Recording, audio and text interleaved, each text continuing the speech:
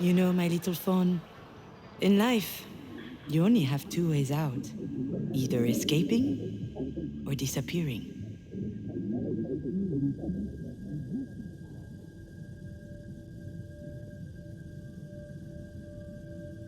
But sometimes, you're unable to disappear. And escaping from yourself, well, that sure ain't easy.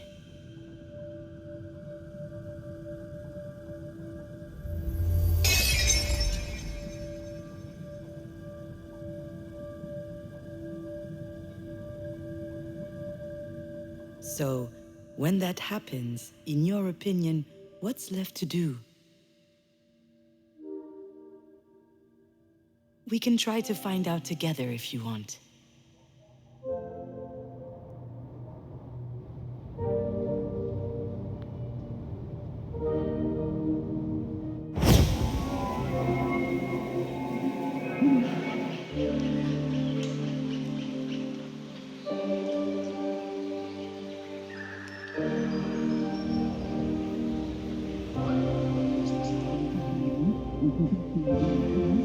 When Diane and I were little, Mary would tell us bedtime stories. She would make up animal fables with all kinds of mystery and conflict. Savage world, she called it. Female wolves, bears, or scorpions would find themselves in imminent danger, but they could always manage it on their own, swindling and betraying the boorish, idiotic males. Mary wanted us to be strong, courageous, and independent women. Except, it also made me a bit fearful of the world.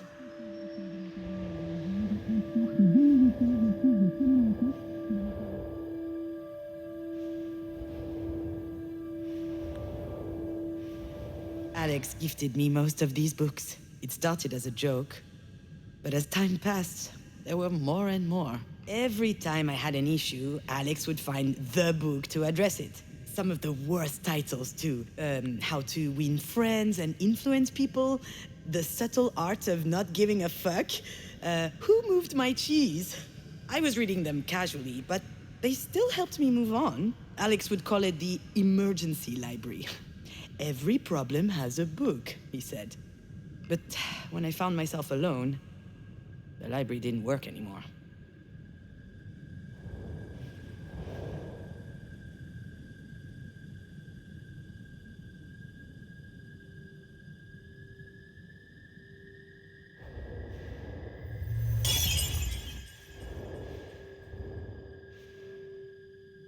At first, I stayed in the apartment for days.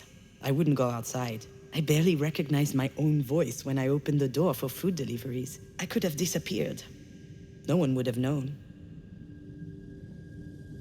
Yet, amid the silence, if you listen carefully, you can hear some things. The air traveling through the lungs, the bowels gurgling, the teeth grinding, even a heart beating.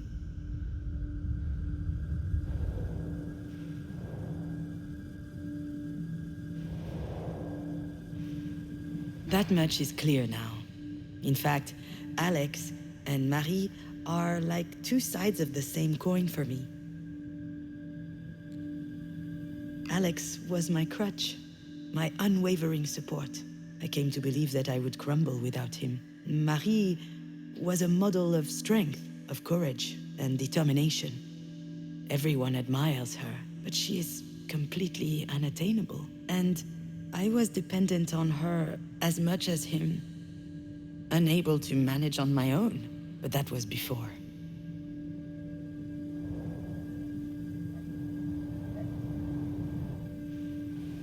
I guess you understand now, my little fawn. Your dad and I separated, and for the first time in my life, I was living alone. At 34 years old, I had no idea how to do that. And he didn't fix everything. But come to think of it, it may be the reason I began looking for who I really was.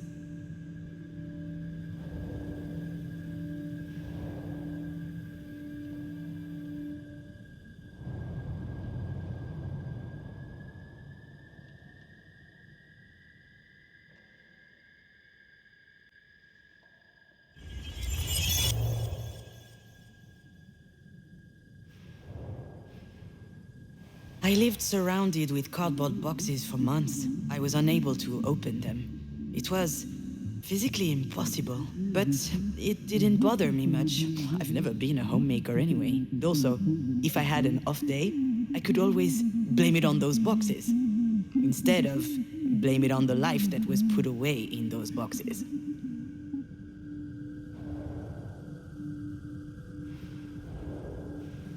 I think I just figured out why I love movies so much. When I was a teenager, my life didn't seem real.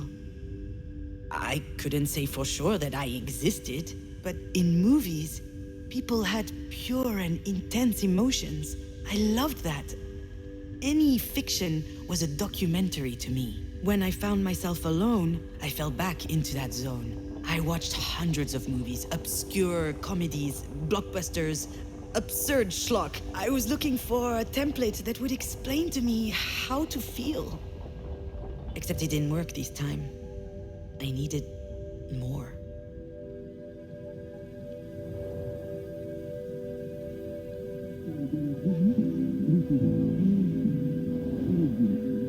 From the day you died, I had been sleeping a lot.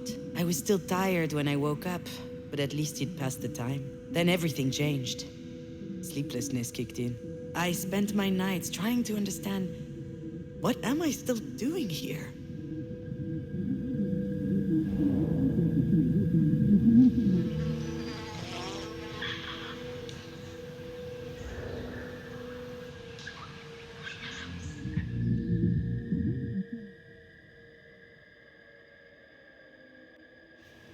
Do you remember this cup?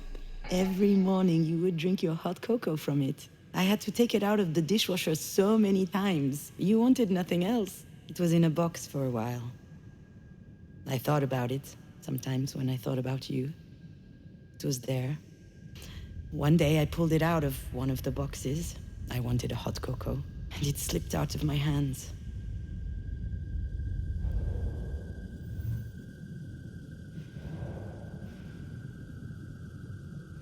My heart skipped a beat in that moment. I held my breath for 1 second. And then, nothing.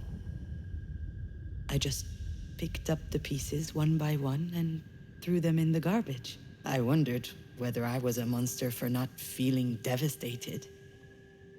But now I know that I'm not. I stayed strong. And it turns out that being able to do that changed everything. That day I realized that I was strong and that I could do it alone. Then I understood. I turned on my computer and I started typing. Not a soap opera episode like I was writing before you died. It was something personal, and I think it was important. I was surprised to feel the desire to write, but now I understand how priceless it was. It allowed me to switch roles. I was no longer the grieving mother, or the young divorcee, or the daughter of. I was writing. I was becoming an author. I was inventing a reality that was just as valid as another.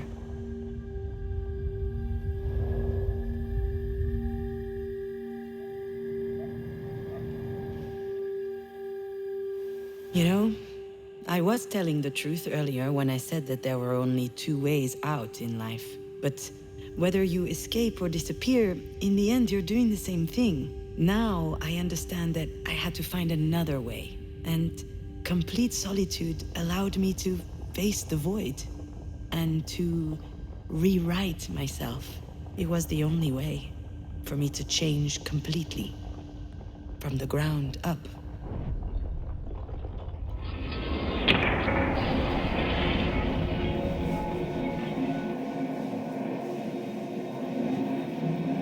Don't you want everything to be just like before? Alex and I can reinvent ourselves. I know that we can. But that's going to require a lot more work. I would love for things to work out that way, Alex. Just like in the movies. But the scene when they get back together, the happy end, we all know that's not happening. Too bad. You're at least as sexy as Ryan Gosling. Yeah, and I definitely have better abs. I noticed that the other day. Is that new? See? You're missing out. I'm sorry things ended the way they did between us. I left because I was losing my bearings. And I felt like you were also going off track. You know, trying to convince us that we would be okay. I was trying to help you. That's the problem. You couldn't have. I was too sad. I was unable to listen. I couldn't keep leaning so much on you. I couldn't stand it. I had reached a breaking point. If I didn't make a big change, I would have... But I was not allowed to die. I had no right. So I tried living. All the people who matter to me have something in common. They all taught me that I could live without someone else.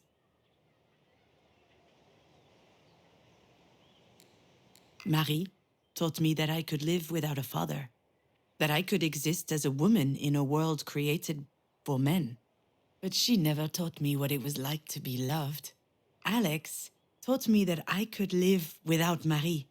All of a sudden, I was worth more than I thought, and she much less than I thought. But what he loved the most about me was that he could be there for me. I don't hold it against him. We are who we are. He loved me, but he didn't help me love myself. And then you were there, and you taught me the most important thing. You taught me that I could live, even without Marie, even without Alex, even without you. Without you. You know, I changed too. I believe you, Alex. So don't you think it may be a good time to try again? We can't try again if we're strangers to each other. Wow, that's a Nobel Wisdom Prize right there. That's not even a thing. Exactly. You know... Oh, I don't know if I should tell him this, but...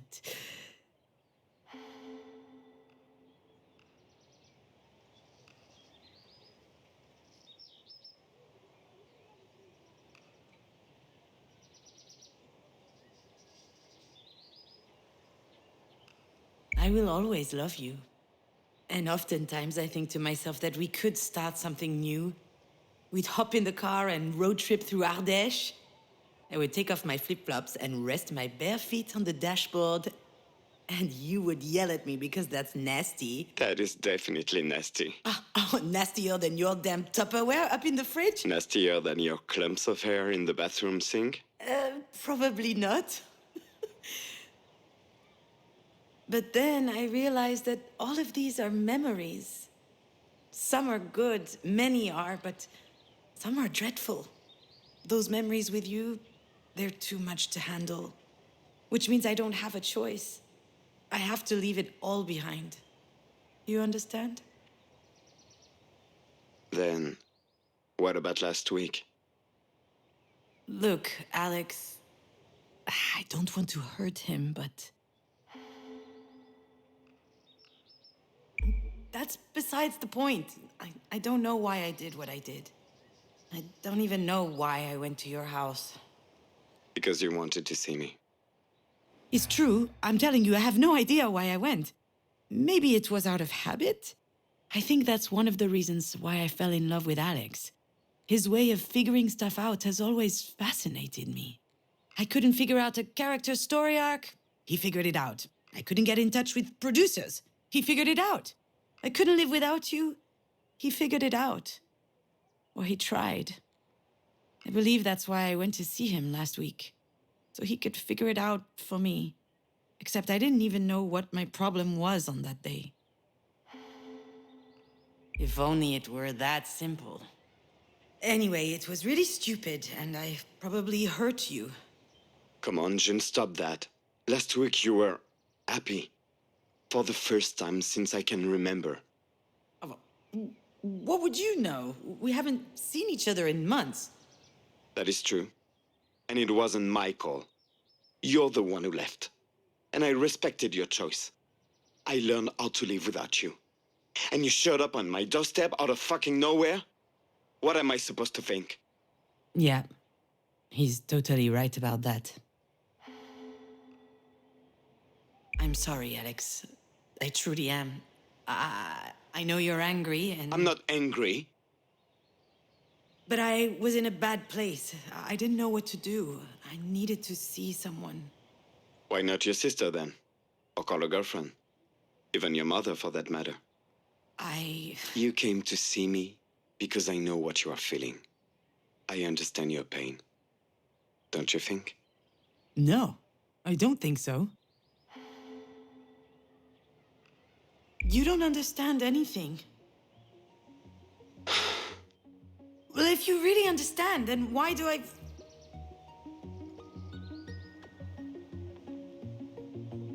Why the hell do I feel so alone?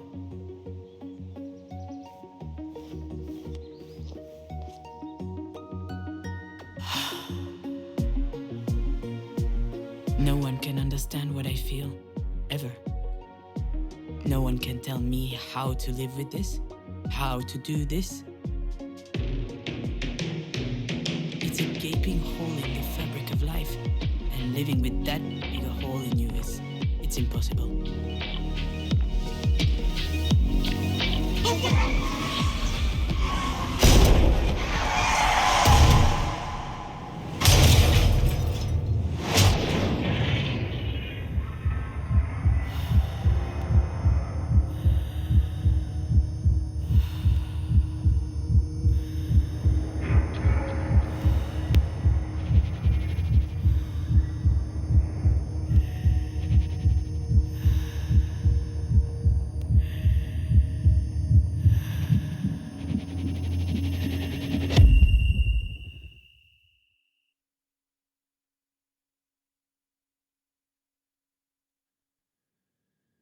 Do you remember your dollhouse? Marie gave it to you. She had built it herself in secret. It was really detailed. There were even miniature figurines of Alex and I for you to play with. Of course you remember. You took to it immediately. You were making up all kinds of stories about daily life where you were the hero.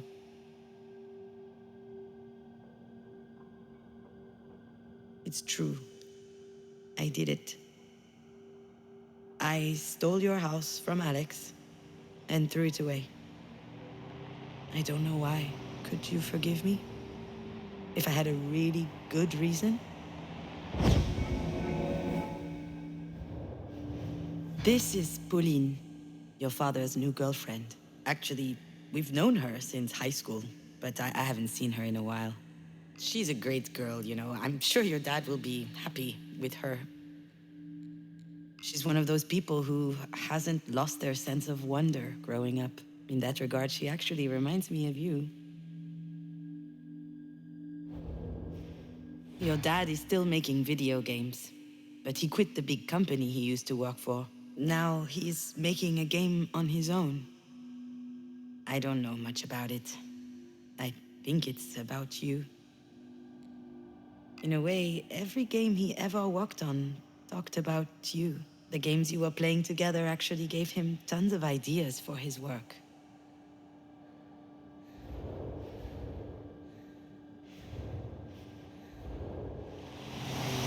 I thought Alex had gotten rid of that house when he cleaned out your room. After you passed, I never wondered where it was. I just forgot about it. Some people say that the dead haunt houses. I was afraid that you would haunt that one. Afraid to hear your voice if I stared at it for too long. Alex moved into this place with his new girlfriend about a year ago. He looked happy. Suburban homes aren't my thing, but I was relieved that he had finally left the apartment where the three of us had lived.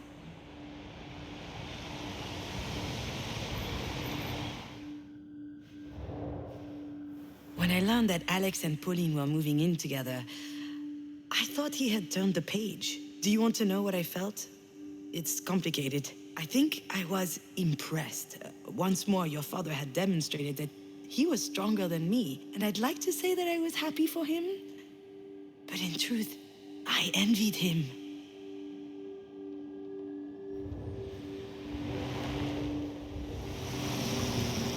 Perhaps I threw away that house because I was jealous of Alex's new life. In fact, I might have wanted to show your father what he was losing by losing us.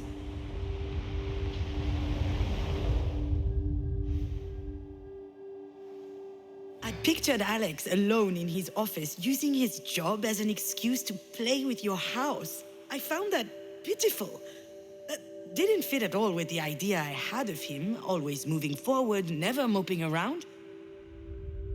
And then I realized that maybe he wasn't telling me everything about his feelings.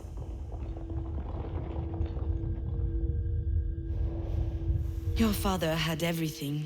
A new girlfriend, a nice house, his life on track. Meanwhile, I was over here, toiling, slowly crawling out of the hole. And I needed to see him so he could comfort me.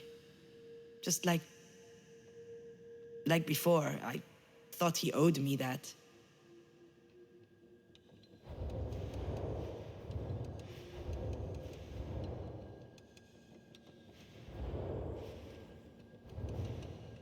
He started doing it at work, just so that he could meet his deadlines. Sometimes we did it together, at parties for fun.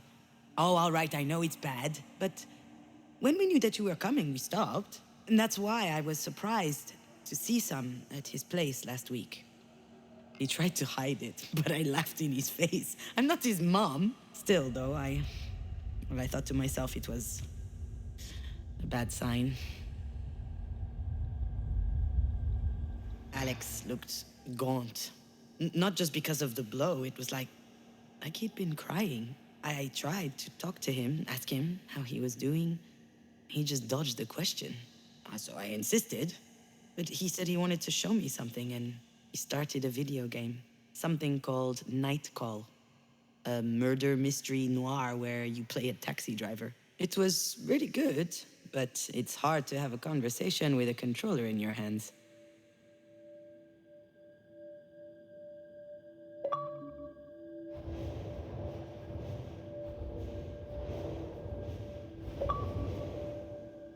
We had a great night in the end. We drank beers, we played, we laughed. And after a while, he asked me what I was doing there, really. I thought about telling him the truth, but instead I kissed him. I don't know what came upon me. He kissed me, and more. It was very nice. Much more intense than it used to be before. And it made me want to cry because that was way too late.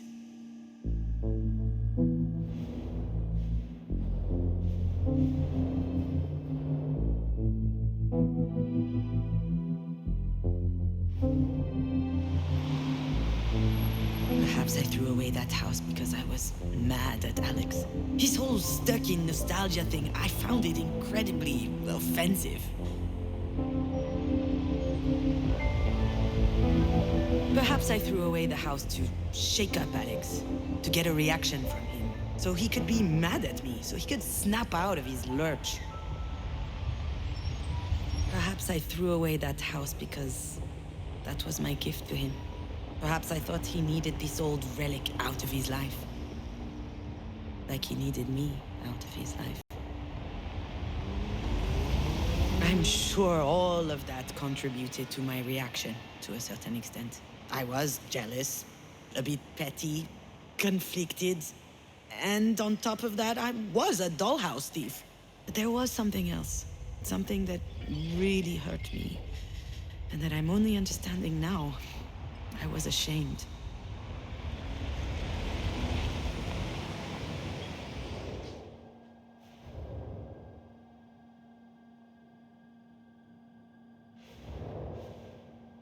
I came to demand support from Alex.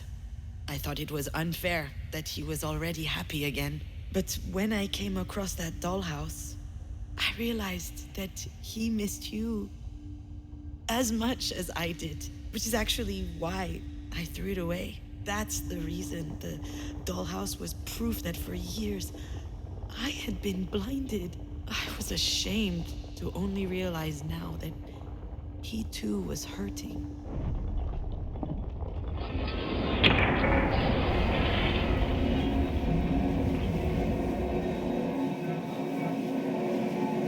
I understand your pain. Don't you think? How is this possible? How did I not realize that he was hurting too? And how come he never told me about it? Well, how about you, Alex? Should we talk about that? What? What do you mean? How many times have we talked about Astrid together? About her death? Dozens of times? Hundreds, maybe? That's because we needed to. I needed that. That was the only thing I could talk about, and Alex was always there to listen to me.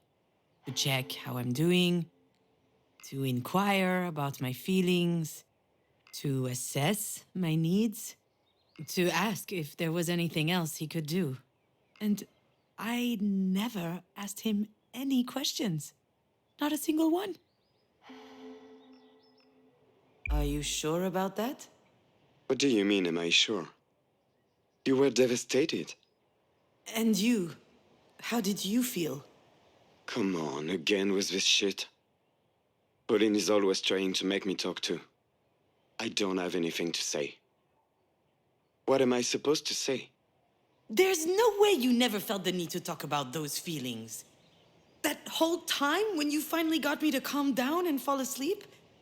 How did you feel? What did you think? I don't know. I can't remember. Why are you dragging this up now? Because I never thought to ask you back then. Well, that's all right. I'm okay. I was okay. It's not your fault. He's still doing it. He's still trying to protect me all the time. He needs to understand that things have changed.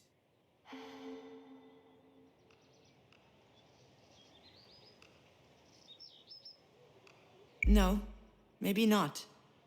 Anyway, I probably wouldn't have listened to what you had to say. I was unable to.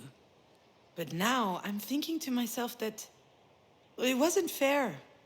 You know, I just realized something and I'm so ashamed about it. You're hurt too, and that didn't even occur to me until now. I was thinking about you. Not about Astrid? When I was alone at night, I was thinking about what I needed to do to help you get better. That's all I thought about. You needed me. That kept me going. And now that you're no longer here... I lived in fear of everything for a long time. Fear of making the wrong choice, fear of making mistakes, fear of not being good enough, not smart enough. And Alex was an antidote against all these fears. He was acting like he didn't have wounds of his own. But I knew that he did. One day, for instance, he told me about his parents. They love each other the same as ever. They're very good together. For them, having a child just came as a natural step to their relationship. They were nice, patient, kind. They ticked all the boxes. But in the end, parenting, that wasn't their thing. I think that in spite of their best efforts, they don't give a flying fuck about me. Maybe that's the reason why he, on the other hand, cared so much about us. Maybe your hugs and my kisses were the things that helped him cope. You can take care of yourself. All this energy you expended for me was admirable, but it was also holding you captive. You're free now. Free from what? Free to face your own emotions and deal with them, to heal your own pain.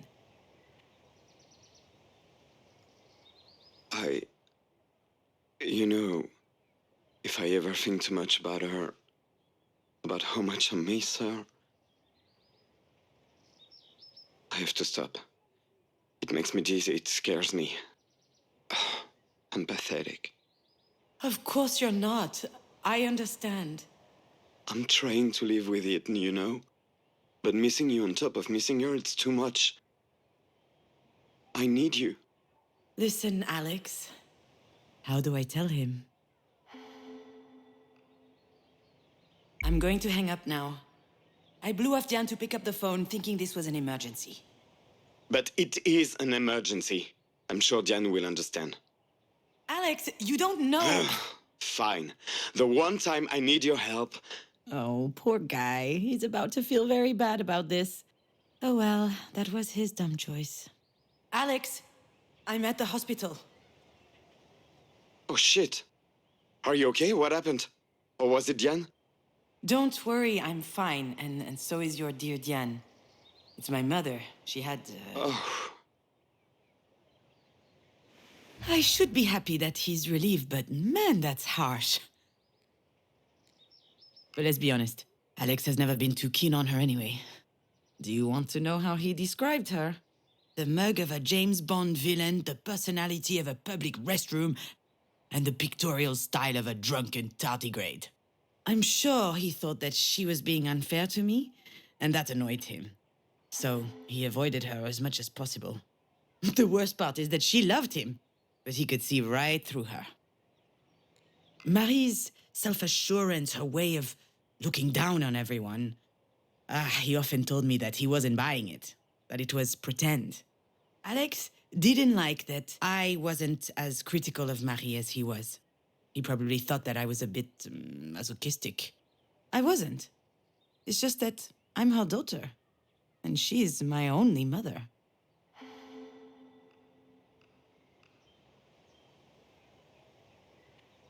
Alex, this is my mother we're talking about. I mean, sure, this is Marie, but still. What happened to our lady of the paintbrush? I know it wasn't her heart. She doesn't have one. That doesn't sound like Alex. Not at all. What's happening to him? Is he drunk? It's a bit early to start drinking.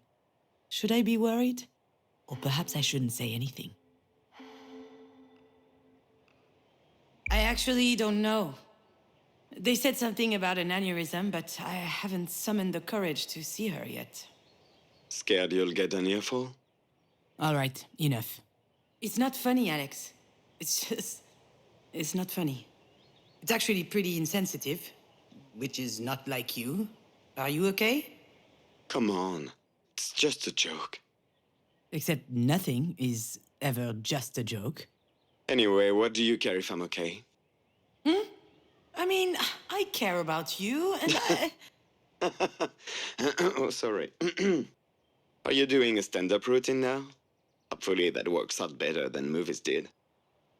Right, I don't know what's going on, but I have no time for this, okay? So I'm just gonna hang up now. Yeah, you hang up. You can call me anytime, day or night, even show up at my house unannounced. I'm here, no worries. But if it's the reverse, I can go right onto hell. That's unfair, Alex. I don't... Unfair? Really? Have I ever not been there for you? What is that supposed to mean? Are we keeping score? That's news to me. I never asked you to be there. I don't owe you a thing, okay? Just call Pauline if you're looking for comfort. That's too easy, Juno. Giving up on me now that you no longer need me. Alex, it's been almost 2 years since... What if I had done that to you when Astrid died? Oh, go fuck yourself, Alex!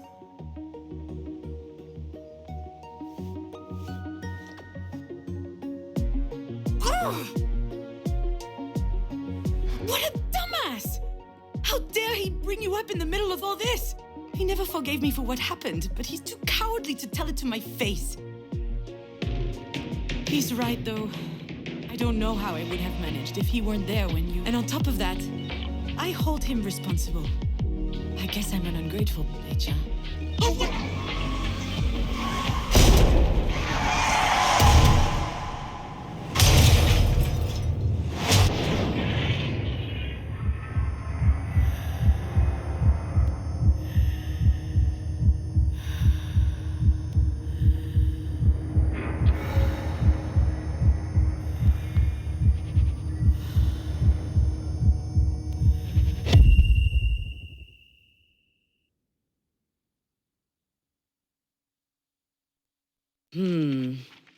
Of all the stories I know, this is probably the least funny one. Although it's not like any of these has been particularly fun so far. But sometimes, well, thinking back about darker things does help shine a light on them. And actually, I think this one ends well, all right? I'll tell you this story.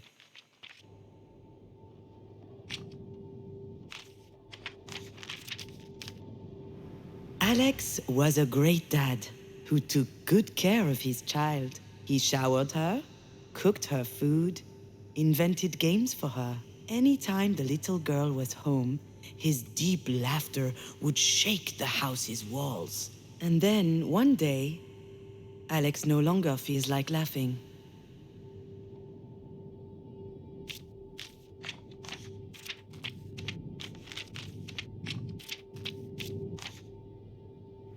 Astrid was both a little girl and a very big girl. When she turned 4, she decided she would brush her own teeth. She was so eager to grow up. And then one day, Astrid disappears.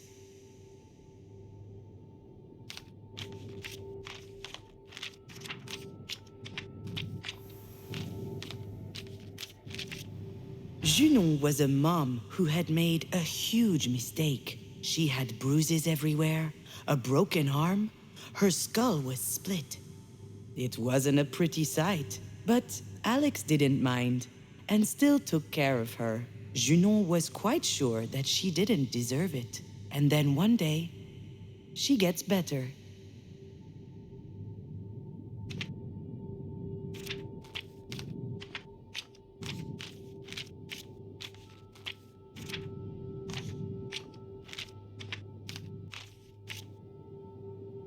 Marie was a grandmother who was often angry. As a result, she and Junon did not talk much.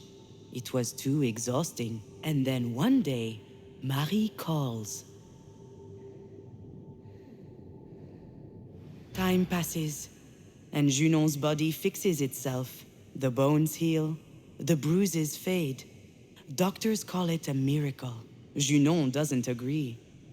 But these doctors are no good anyway. They didn't even notice that Junon's heart is strewn all around.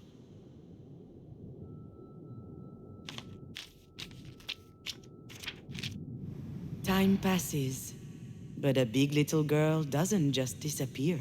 She leaves toys and drawings lying around, and all kinds of fist-sized marks, like tiny little clenched fists punching holes into Junon's heart.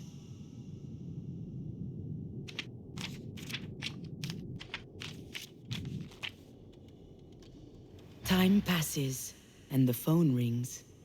Again, and again, and again. Junon doesn't know what Marie wants, but she can guess. Marie was there when Junon made her big mistake. And if Junon picks up, they'll have to talk about it. Junon can't forgive herself. So the phone rings, and nobody answers.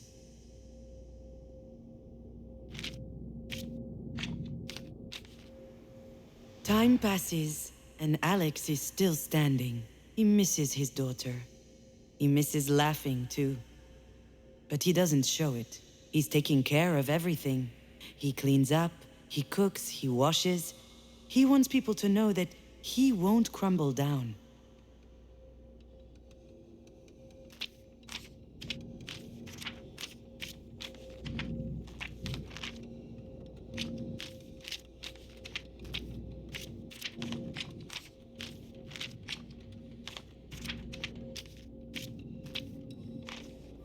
Marie keeps on calling.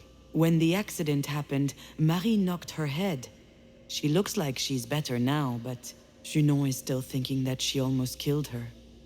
Her too, she might add, so she's not picking up.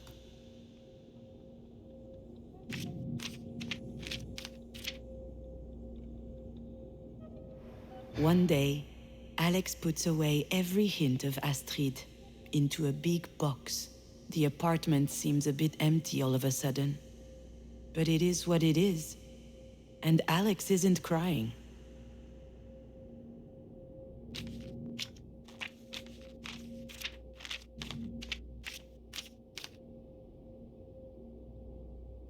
Alex wants to rescue Junon from her sadness, wash her hair, cut her nails, spoon-feed her. He wants to be the guy you can rely on, to walk back home when you're tired.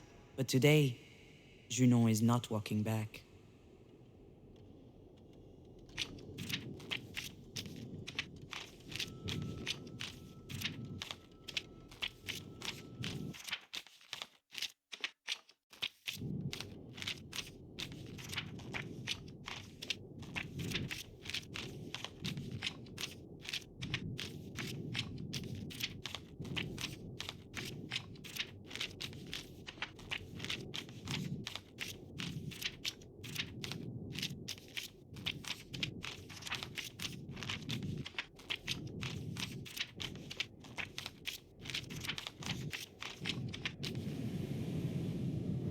Junon doesn't want to be saved. Not by Alex. Not by anyone. She puts her finger through the candle flame to feel the bite. She wants to hurt. Just like that time. Broken bones and ripped up flesh. She's angry that her heart is still beating.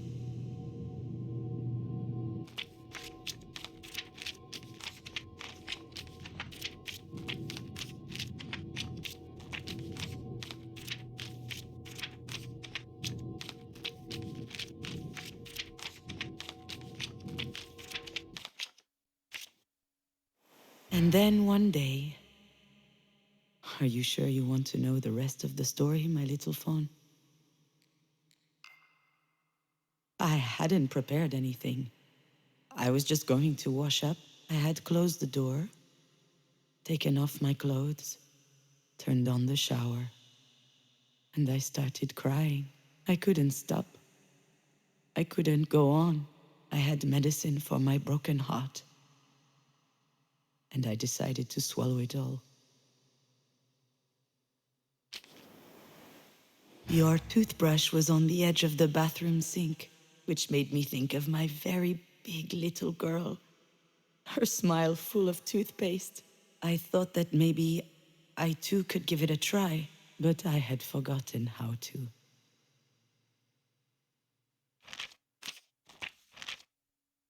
I put those little pills in my mouth, and they tasted funny on my tongue. I just needed to swallow them. And right at that moment, the phone started ringing.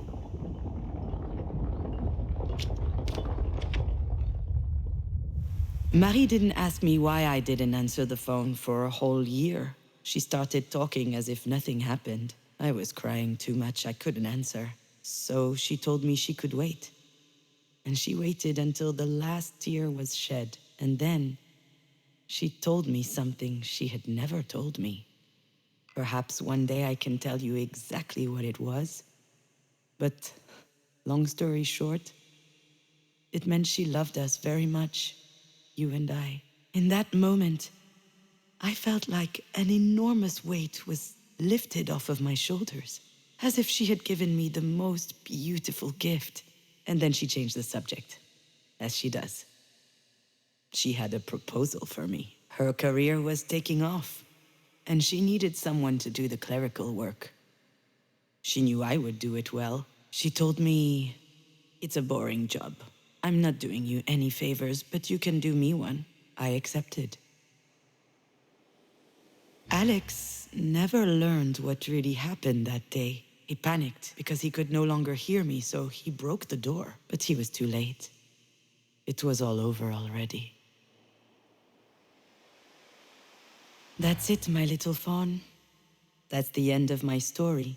If it weren't for Marie, I wouldn't be here to tell you, because she gave me more than words that day. She helped me understand that it was time I made my own decisions. That's the thing I figured out that night. And it changed me for the better. I would no longer rely on others to save me. Not on Marie, not Alex, not anyone else. I couldn't live like that. Not anymore.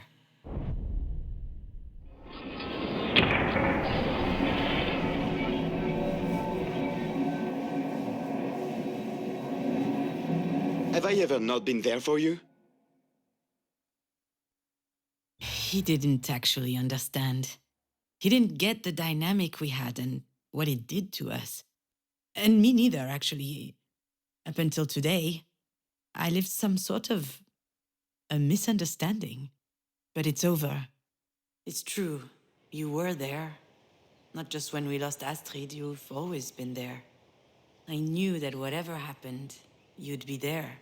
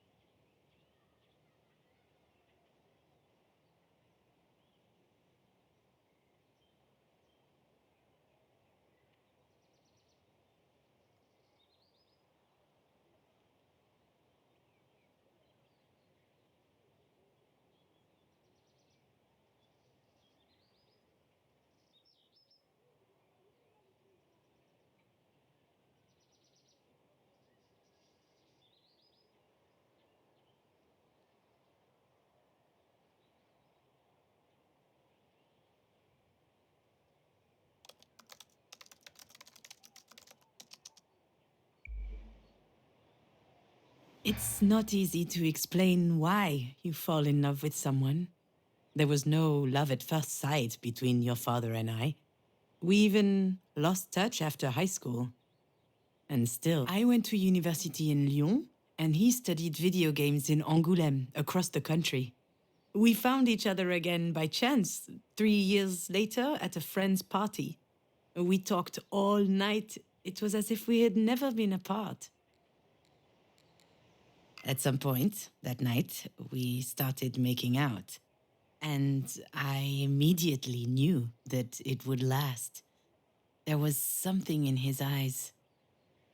When he looked at me, I felt like he saw something invisible, something wonderful, something valuable. I couldn't believe, in fact, he was looking at me. I was really anxious at the time about everything. But when I woke up at his place the next day, for a brief moment, the oppressive feeling had disappeared. It happened again when I saw him the next day, and the day after, and then after that, every time we met. In spite of the distance, I felt like I was taking drugs, and it was really good.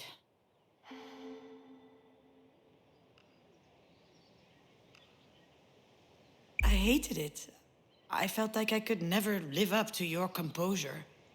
I was full of doubts, insecurity, anxiety. I was a waste of your time, Alex. I never thought so, ever. I know.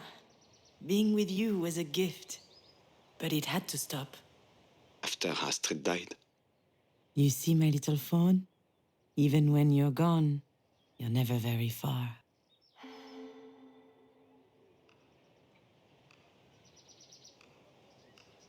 That was the trigger, yes.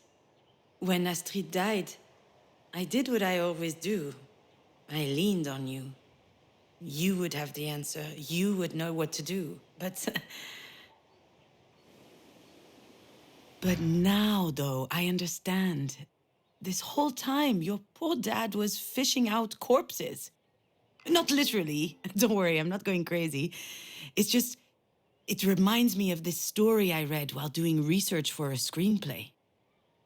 The story of a guy named Wei Peng, a farmer in the Yellow River Valley who found himself a unique occupation. His cabin is 20 kilometers downstream from Lanzhou, an industrial city that attracts poor folks looking for work. And their life is so terrible that a bunch of them are committing suicide. Lanzhou is mostly known for its thermal plants, its factories, and the highest level of atmospheric pollution in all of China. That said, there are cities like Lanzhou all around the world. Every morning, Wei Peng grabs his pitchfork, pops into his small boat, and he searches the river. He's looking for bulky and soft lumps.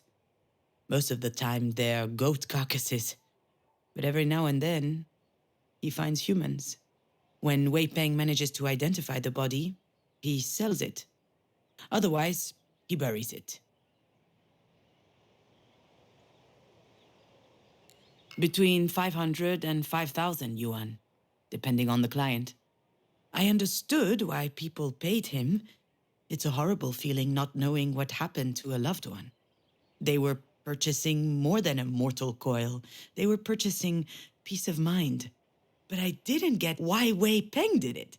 How can you live with this job? Then I reached the end of the article.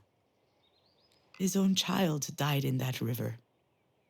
A kid your age, trying to retrieve a ball in the water. Wei Peng didn't know how to swim. He couldn't do anything. And now I understand Wei Peng. Just as I understand Alex. Some people find it easier to alleviate other people's grief than to deal with their own pain head on. Maybe that worked for you, being in that position.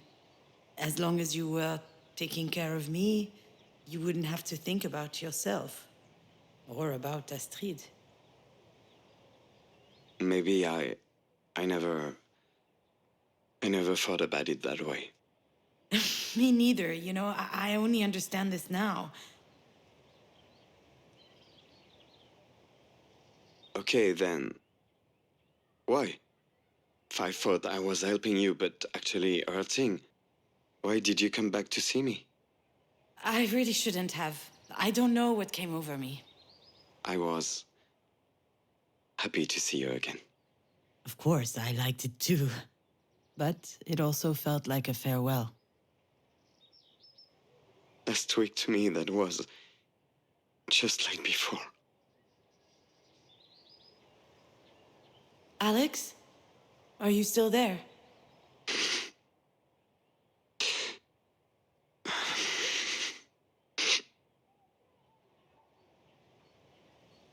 Marie had this weird rule back home.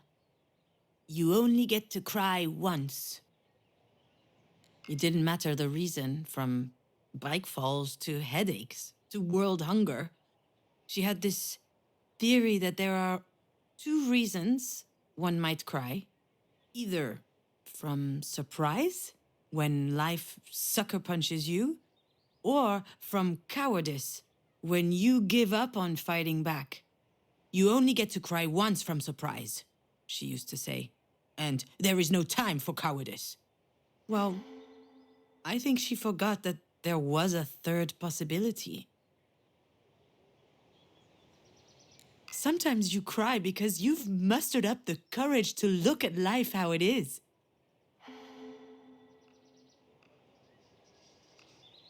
Are you okay, Alex? Oh, look at me. I'm about to win the contest. What? What contest? The world's dumbest question contest. Oh crap, Gino, I'm so sorry. You don't owe me anything. I guess I should leave you alone. Yeah, well, haven't exactly made it easy for you. But I'm not doing well, okay? Really, I'm not. Wow. You don't get these heartfelt moments from him, ever.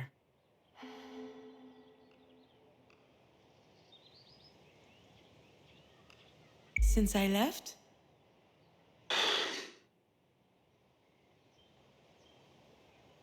Let me show you something. He wants to video chat.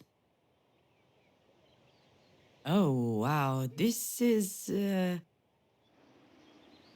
I ever tell you the story of the lookout? It's a very special place for us. We were driving, Alex, you and I.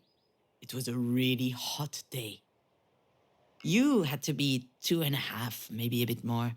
You were already very bright, and you spoke very well. You were always cracking jokes, too. So when you told me your tummy was hurting, I didn't really believe you. I remember clearly thinking, oh, she's okay. And then hearing the sound, like snow falling from the top of a roof on the first warm day. Except it wasn't snow. It was the worst pile of vomit I had ever smelled. When he saw your face in the rear view, Alex knew he had to stop immediately. He spotted some kind of rest area on the side of the road. But in the time it took for us to get there, the stench was so strong in the car we could hardly breathe. I didn't even wait for the car to stop. I jumped out, went for your door, and squeezed you against me. I didn't care if I got dirty. I just wanted you to feel good. I thought it was my fault. I should have listened to you. Your forehead was hot. It could be serious. I carried you out to the banister on the end of the clearing and laid you on the grass. Your face was pale and your eyes were bulging, and you started screaming. Oh, dear! You were vomiting, looking up, staring in the distance, screaming, oh, dear! Oh, dear! Oh, dear! And I didn't understand. I kept asking you, what's wrong, baby? Patting your back, pulling your hair away from your face to help. And there was a pit growing in my stomach and my eyes were welling up. I was terrified, and your dad was terrified. You were smiling. You pointed in front of you. Oh, dear! Oh, dear! Oh, dear! So we turned around. And on the other side of the banister, there was a cliff going straight down. And down below, there was a prairie stretching between two leafy bushes. And in the middle of the prairie, there was a deer. I could have written this whole scene. He was standing tall beneath the sunset, as if holding it with his antlers. And he was looking at us, completely stunned. He was magnificent. Alex took a picture with his cell phone. And you kept repeating, a deer, clapping your hands when he finally jumped out into the bushes. Ah, we were in a daze, you know. We couldn't believe the beauty of what we'd just seen. And then you vomited one last time on your dad's shoes. And that day, you became the world's greatest deer fan. My little deer.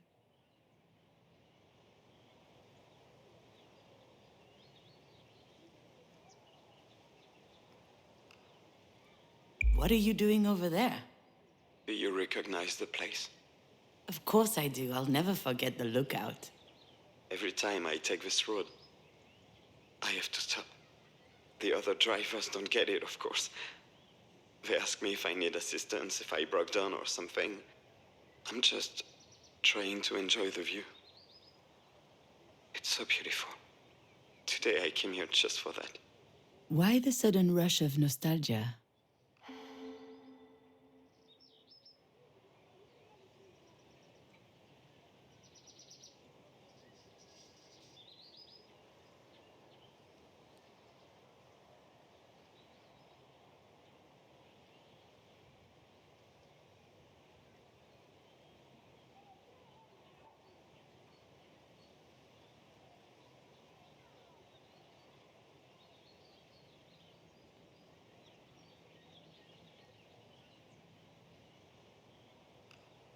Did you see the deer again? No. I never saw the deer again. I'll never see the deer again. And that really, really sucks. Alex? You're scaring me a bit. You don't look well. I'm not well. You were right, you know. This whole time I thought I was helping you. I thought you needed me so you wouldn't crumble. But that was a goddamn lie. I was the one who needed you. Even before Astrid died, I needed you. Helped Juno with her tyrannical mother, helped Juno with her screenwriting career. Shows Juno how to be happy. A good one. It was easier for me to think you had issues. But I was the goddamn issue. It can't be easy for him to realize this, but he has to. At least I hope so.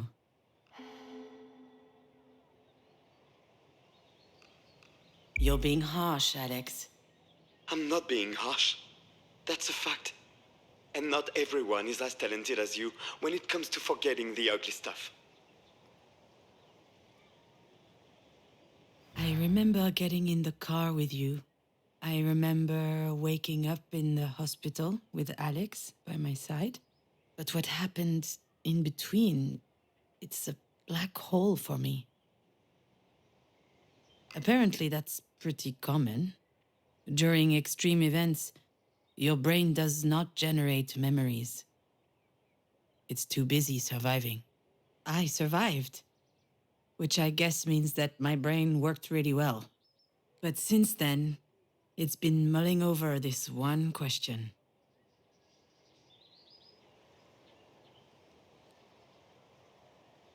Was it all my fault?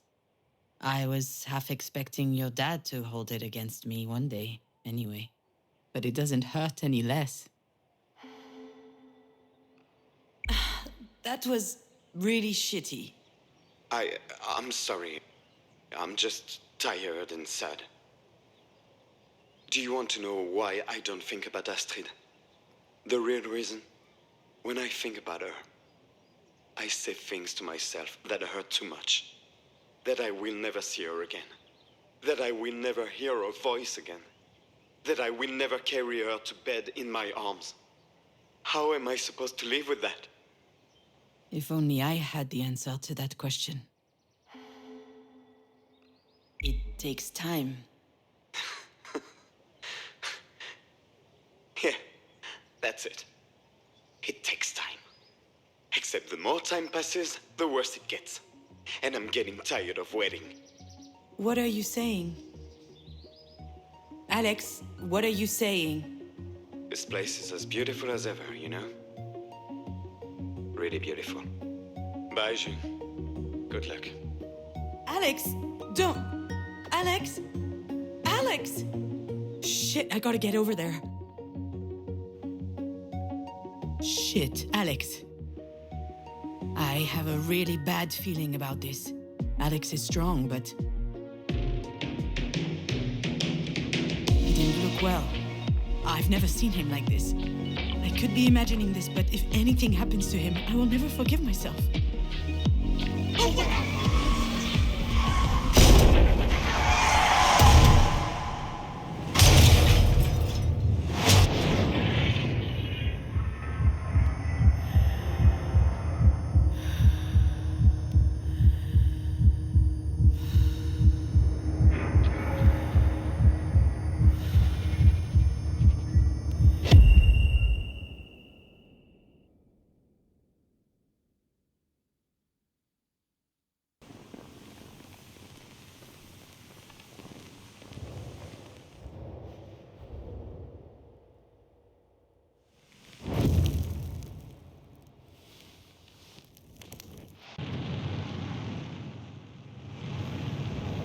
You did what? Oh, come on. I panicked. I just felt like something shady was about to happen. If you think I had any time to think. And also, I was drunk as a skunk, so... You're insane? Completely insane? You really think so? Yeah. This is $3,000 whiskey. You could at least have saved me a glass. You're so stupid. I never felt the need to lie to your father.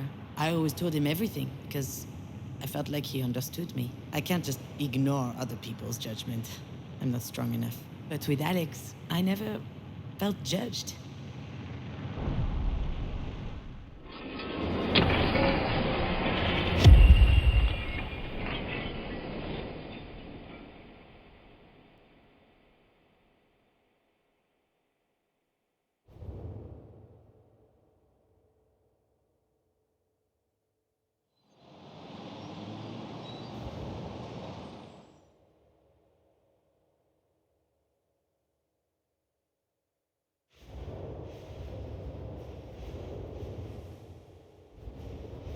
Do you remember the first time we made love? How could I forget? Your arm got stuck as you took your shirt off, and you just stood there with your boobs out. That picture is forever etched in my memory. Beautiful. Were you ever gonna come to my help? Certainly not. I had waited so long for that moment. I was relishing it. I will always love your father, you know. Forever. Being able to strip naked, completely naked, and feeling good anyway, that's rare. I hope that I will experience this feeling again one day with someone else. But I'm happy to have known that once in my life already. With him.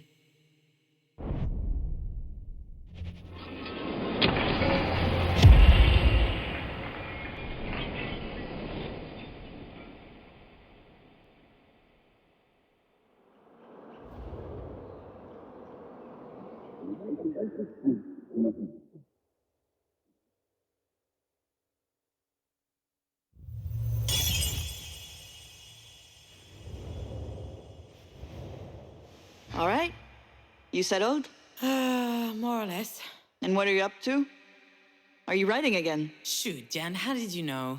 Lady, this isn't rocket science. You're just like Mom. It's in your blood. Why do you think Alex has been pushing you all these years? You're the only one who's unaware that you're an artist.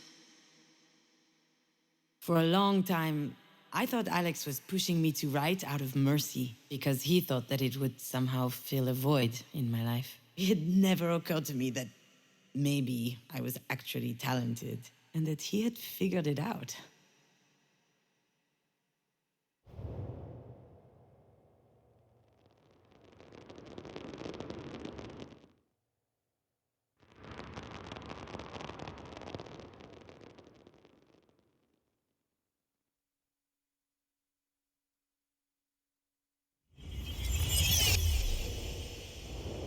It's time to say goodbye to your dad, I guess.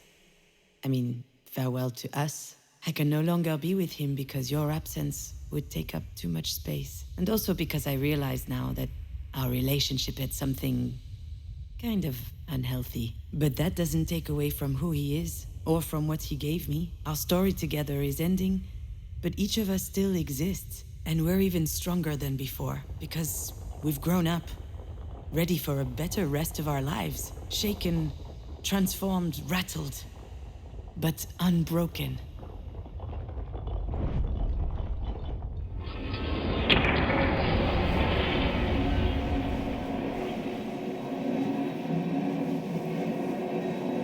How am I supposed to live with that? Today, it's your dad who feels like his heart is in a million pieces. And this time, I'm the one who can help him understand that it's not all broken. I don't know. What happened to us was as unfair as it gets. I understand why it looks impossible to overcome. But I also know that you will find a way. That's who you are, Alex. You always find solutions. I'm actually trying to learn that from him.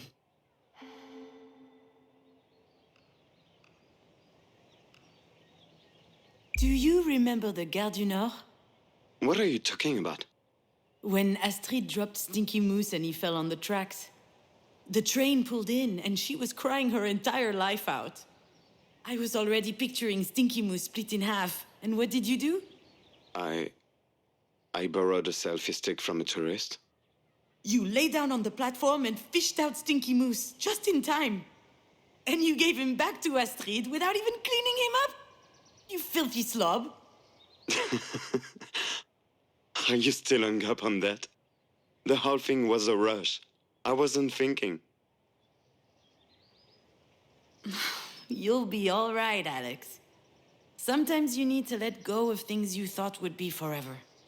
But you're still here, unbreakable. And to be honest, Pauline is totally Eva Mendes. Come on, you're stupid. You know I'm not actually Ryan Gosling, right? Just let me live my fantasies, please.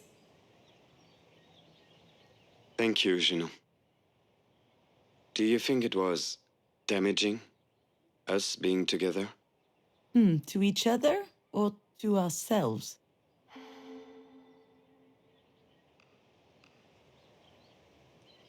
We did what we could. I would have loved to know another way. Yeah, but it makes sense that we can only now understand these things. I think that's called growing up. I'm sorry for what I said about Marie. I hope she gets better. It's okay, Alex. I'm not going to blame you for always being on my side. You know, you should go see her in our room. 'Cause you never know. You're right. Of course he's right. Then why is it so hard? Juno, I need to tell you something. I know that you don't remember the accident, and I know you can't help it. And I know it's not fair, but I resent you for that. And it scares me. I'd like to believe that knowing what happened that day wouldn't change a thing. But I know that's not true. Because there are only two options. Either my daughter is dead, or I killed my daughter. Scares. Yeah. Sometimes I feel really angry. I think that not knowing is driving me crazy. So if one day you do remember something, anything really, please tell me. I don't know if I will, but I'll try, Alex. I promise. You don't owe me a thing, June. You already gave me the best years of my life. Damn! Pulitzer Prize for wisdom! No, I'm competing in the batshit conclusion Olympics.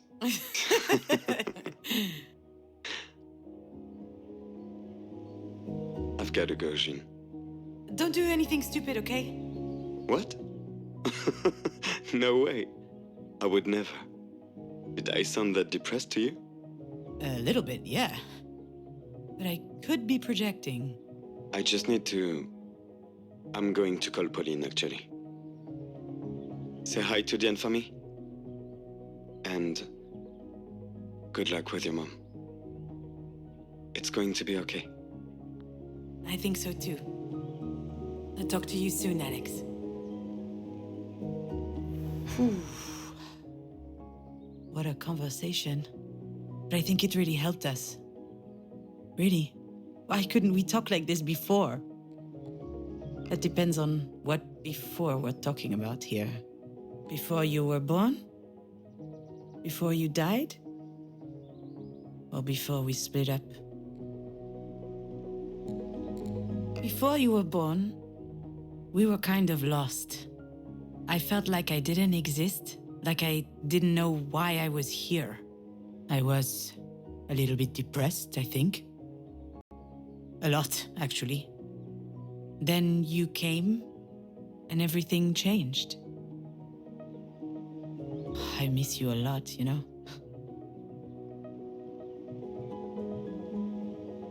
Hey, what are you doing here? Did you follow me? It's forbidden to be here. Hey, wait! Where are these kids' parents? Come back! That could be dangerous! Oof! I haven't run this much since high school. Hey! Can you hear me? Hello? This kid, I swear. Anyone here? There she is. What is she up to? Hey, get down from there. It's dangerous. Don't worry, Mom. It's fine.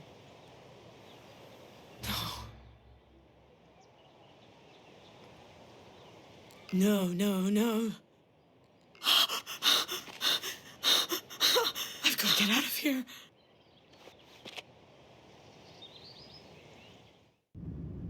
Seriously, though, what is happening? Am I going crazy?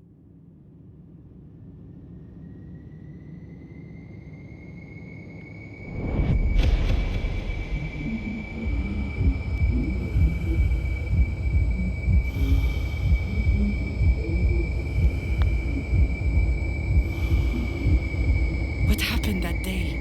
There's no way I forgot everything.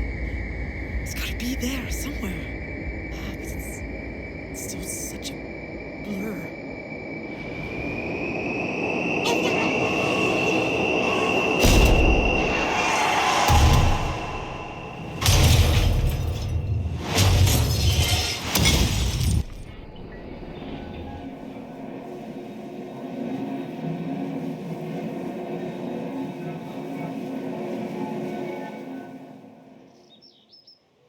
Will you be sticking around this time, or are you gonna run away again?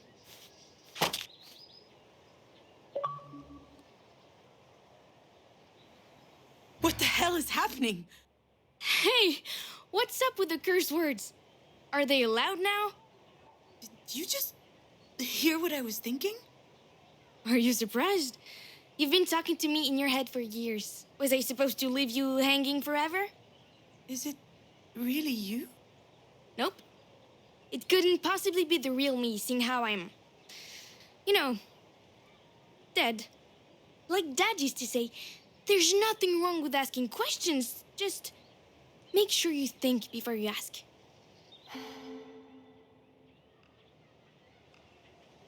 Listen here, Missy. That's enough sass from you. I can still bust your ass even if you're a ghost or whatever. I'm not a ghost. At least, I don't think so. Let's just say that I'm here. Isn't that good enough? It's more than good enough, my little fawn. This is the best thing that's happened to me in a long time. Probably the most worrying thing, also. Mom, am I really scaring you right now? Hey, don't do that! Did nobody teach you it's rude to read people's minds? How about you stop thinking and talk to me instead? Oh, you've grown up so much. A proper mini Astrid Hofferson. Astrid Hofferson? Who's that? It's a long story. Ah, my favorite kind. Okay, but I know you, so you can't interrupt me, okay? Okay. But tell me when we're up there. Oh, wow. The view is really nice. When I was pregnant, I spent a lot of time at home. And I used that time to watch a lot of movies. All thanks to me. Exactly. You weren't even born yet, but I already loved you so much. Except one day, the internet went down. So, I was forced to comb through your father's nerdy DVDs. And the best I could find was this cartoon. Now hold on a second.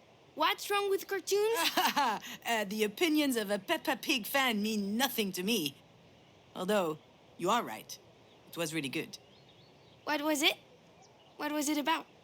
It was called How to Train Your Dragon. It was about dragons. I love dragons. Of course you do. I don't. Dragons are tacky. But there was this great character in the movie. Astrid Hofferson. Yes, Astrid Hofferson. She was a young and courageous Viking. Her belt was made of skulls. So cool. So she's the hero? Of course not. The hero is a bumbling idiot who we're supposed to sympathize with just because he has a shitty father. Let's not forget, the movie was written by a bunch of Hollywood guys. But still, Astrid is a great character. Especially because she has a really useful asset.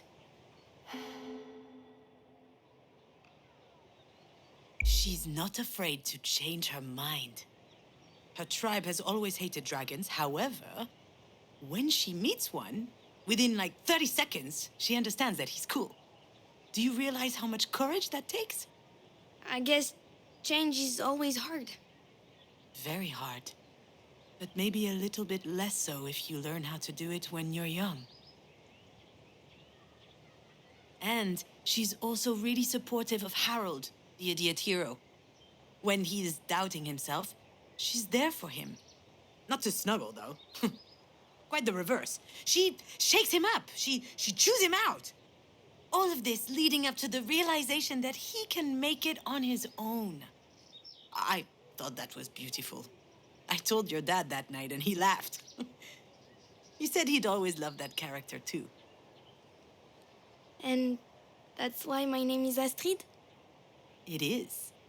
We were hoping you would become a warrior, a rebel, sensitive and smart. Someone like Astrid Hofferson. Someone like you. Excuse me? Don't be modest. You've done pretty well so far. Wait, what do you mean by so far? Well, with Auntie Jan and Dad. You struggled for a bit, but eventually you managed to find the right words. That was impressive. Well, not really.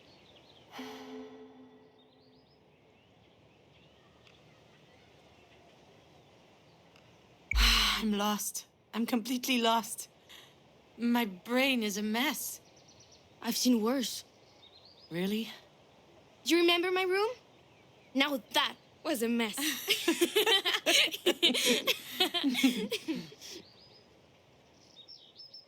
Oh, my little fawn. Before you were born,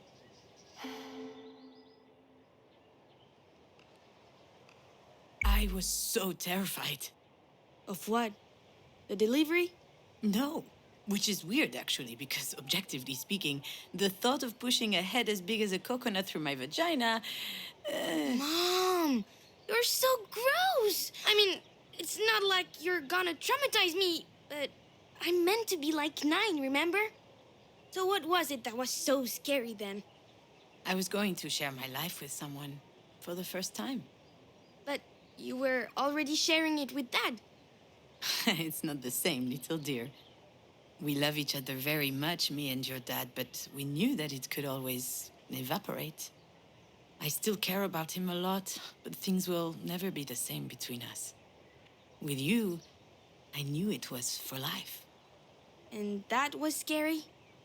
I was a little afraid of losing myself, but I also loved the idea. When you were born, I knew only one thing. I'd never be alone again. That's how it was supposed to be.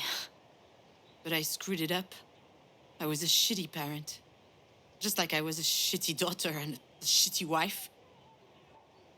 And I lost you. Mom, stop. You didn't lose me. You really think that I... what, disappeared?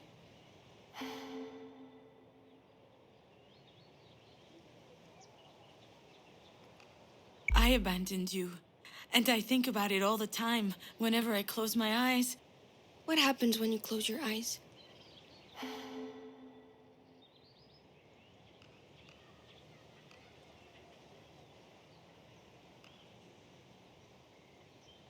I feel the shards of glass on my skin, on my clothes, beneath my feet. I see the crown of your hair, sparkling like a tiny sunshine on the tarmac. And then I see your open eyes. How can I ever be happy with that tattooed on my eyelids? Mom, maybe you should stop thinking about it. Thinking about it like that, I mean. I don't want to. I mustn't. If I stopped thinking about it, that would be like killing you all over again. Astrid? Don't leave me, Astrid. I don't want you to leave.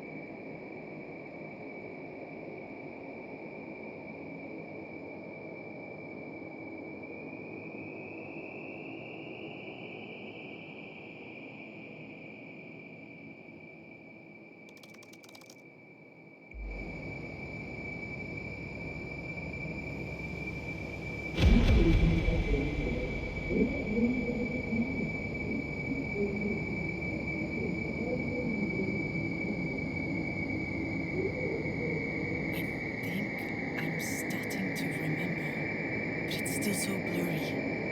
As if I didn't really want. What the hell am I afraid of?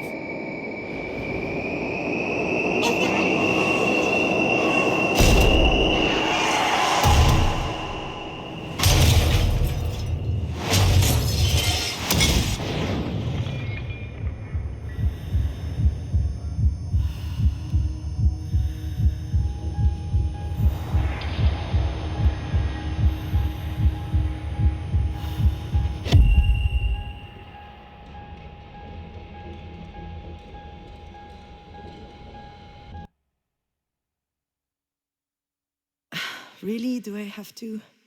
Do I need to recall this particular exhibit of Marie's? It's a nice memory for her, obviously, but for me it's pretty bitter, even though I can't explain why exactly. A lot of memories came back to me that night. I would stand in the middle of the gallery with my eyes closed and they'd crop up as if they were connected in some way. Come to think of it, there may be something to unearth in my own personal exhibit. We'll see. Let me show you around.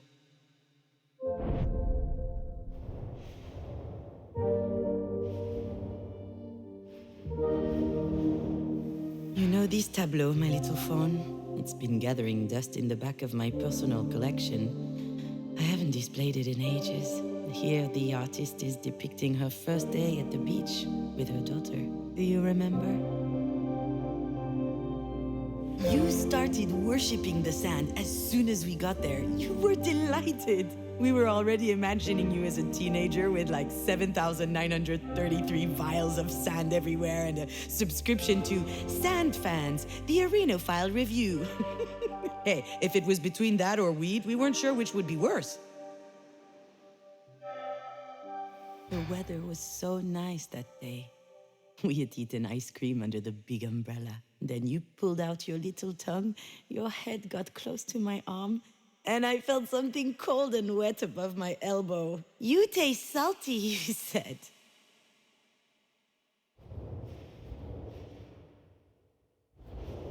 You came up to me with a huge seashell. I never understood where you found it.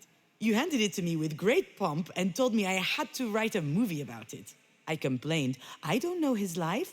I have no idea what he's thinking about, if he's sad or..." And then you asked me, "So, about what is it that you write movies then?" And I was speechless for a moment, but suddenly I felt it welling up in my heart and my stomach. Happiness. And then that's it. That's what I wanted to write about. I had totally forgotten this, but at one point in my life, I wanted to write about happiness.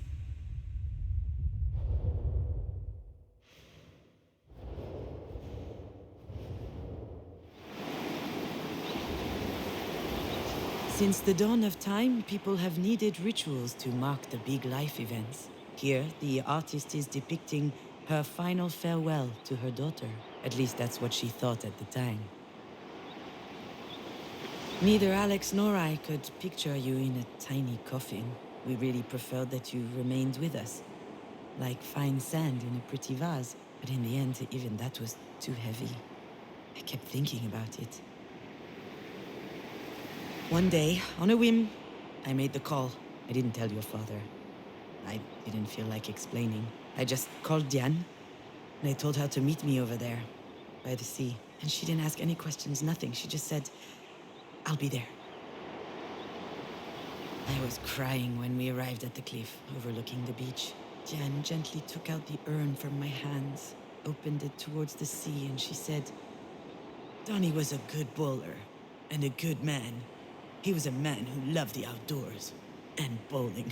I burst out laughing and snot splurted out of my nose all over my fucking chin. And Dan was laughing too, and 1,000 particles of you flew out around us, all up in my hair. I thought it would be freeing to see you leave like this, disappear. That was the goal of this ceremony. But now I know that it didn't work. It didn't make me feel free. Rather, it made me feel the emptiness.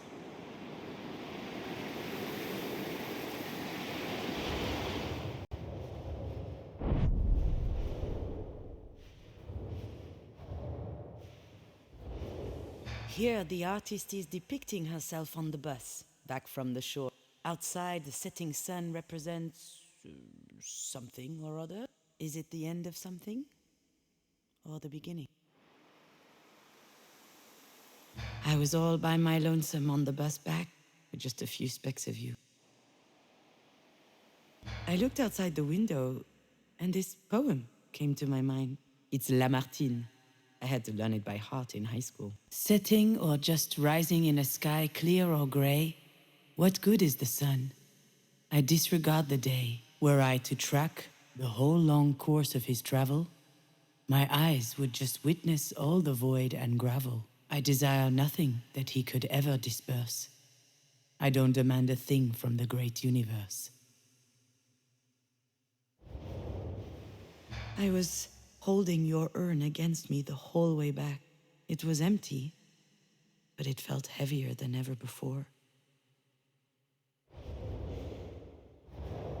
That's what I felt when I came back from the cliff. The poem, the empty bus, the urn on my knees. A void. Back then, I thought it was a good thing. I said to myself, maybe I can start writing now that this is done. And then, nothing.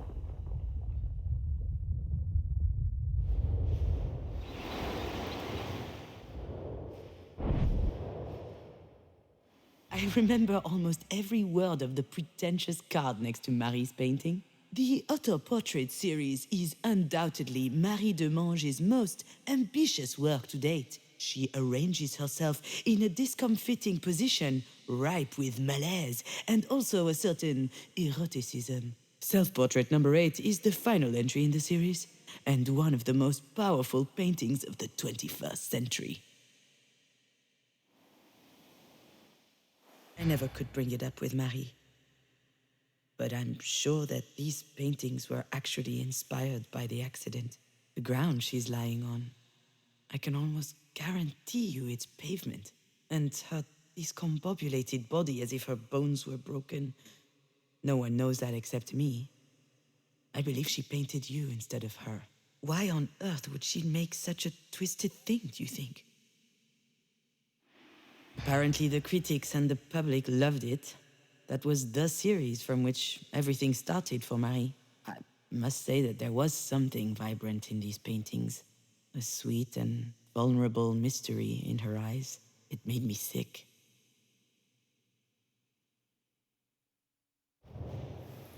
I couldn't believe how many paintings Marie had done since you died. Meanwhile, I couldn't write for my life. It made no sense anymore. When I left Alex, I did get started on something, as if separating from him had inspired me. But after a few months, nothing I had written was worth reading. Those paintings made me so angry. I kept thinking this. Marie is feeding off of my bereavement. Through her art, she managed to turn what happened into something else. Something beautiful. I, on the other hand, had nowhere left to go in that moment. I couldn't do it anymore. My bag of happiness was ripped to shreds.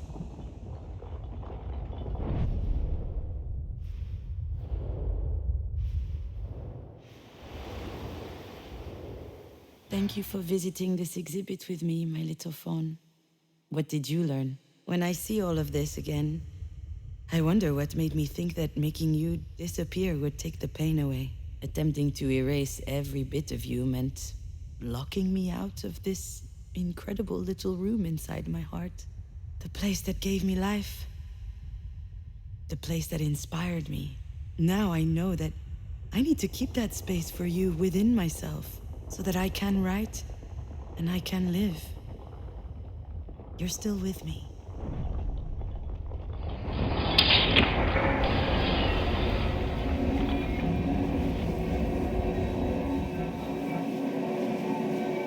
You really think that what, disappeared? No, of course not, my little fawn. But when you died, I found myself in an impossible situation. I was thinking about you all the time. I kept telling myself it was my fault you weren't here anymore. It's awful to love someone that much, you know? On the contrary, I think it's beautiful. Sure, it's beautiful and awful. So I looked for a solution. How? I did what I always do. I watched movies. Like what?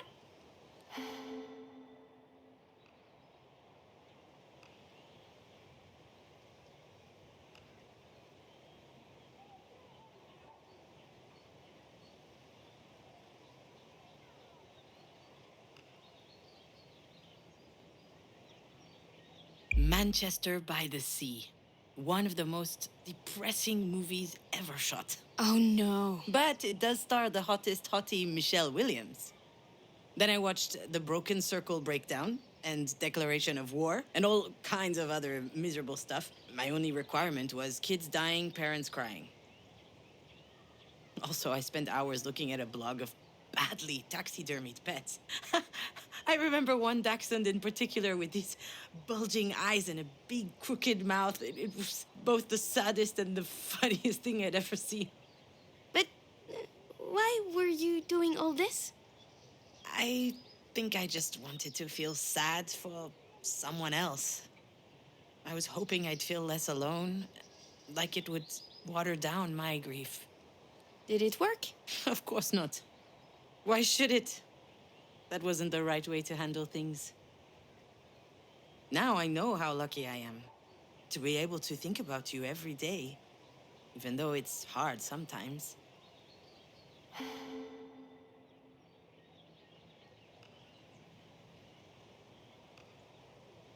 I think about your laugh, the one you made when your dad would attack you with a toy knight.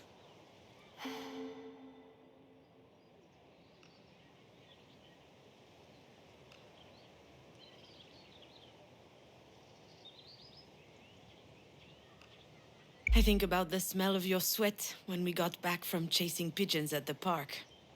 Then we'd hop in the shower together to wash away the dust.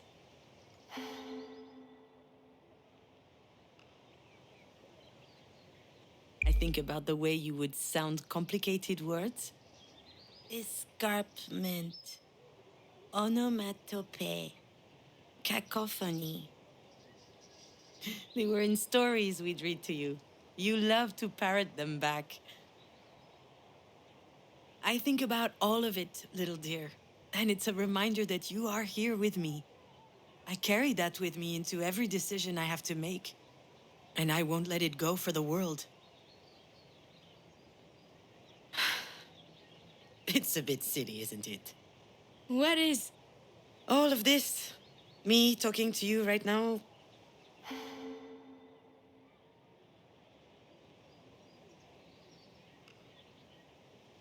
Also, just look at this sky. You usually only get these kinds of sunsets in Hollywood movies. Marie is on death's door, and I'm out here chatting with my daughter's ghost? I told you I'm not a ghost. And I love chatting with you, just getting to know you better. It's a little late for that, don't you think? It's never too late for a good story. That's what you always said. I say a lot of stupid stuff. And if you'd written down half the ones you taught me at bedtime, you'd be rich. Do you remember the one with the horse tribe that does karate?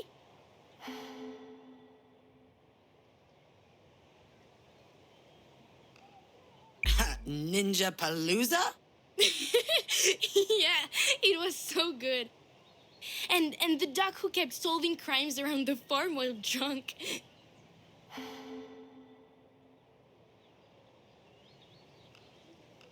Inspector Drunkass. No one is going to publish that.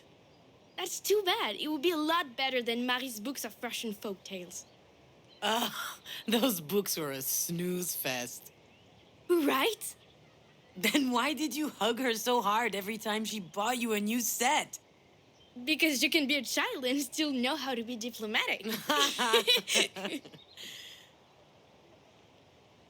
Where are you up to with your script? I haven't looked at it in ages. Is your job for Grandma taking too much time?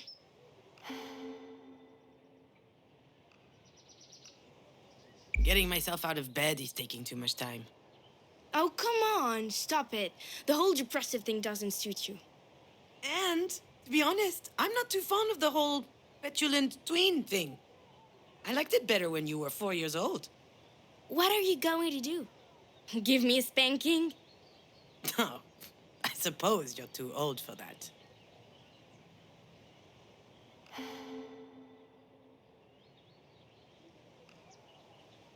I'm so happy to see you. So am I. And I think you're very pretty. Oh, thank you, little phone. I only sleep about 5 hours a night. My hair is so dirty that it won't budge even if I untie it, and I'm smoking more than the Amazon rainforest under Bolsonaro. I've noticed. That's very bad, by the way. That stuff kills, Mom.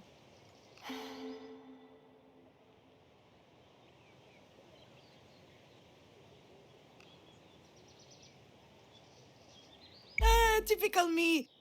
My imaginary 9-year-old daughter swings by to give me an earful. I did tell you that you were pretty first.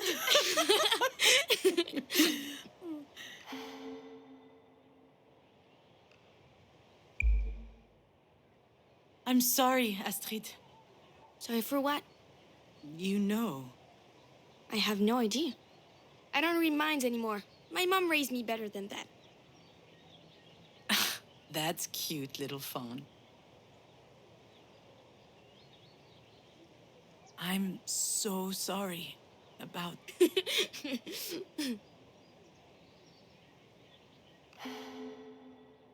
That wasn't a joke. Sorry, I'm sorry. It's just... Do you remember what happened? No. I mean, I remember that we were going to Mina's birthday party. I was driving, but after that, it's all a blur. See? That's why I was laughing. You totally forgot how it happened. For all you know, we were struck by a meteor through the windshield or something. So I ask again, why are you sorry?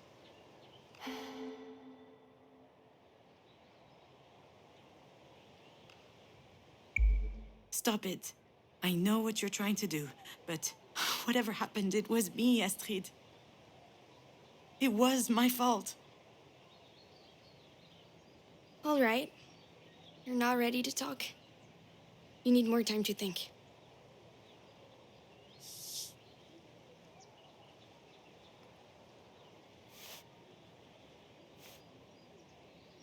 Astrid.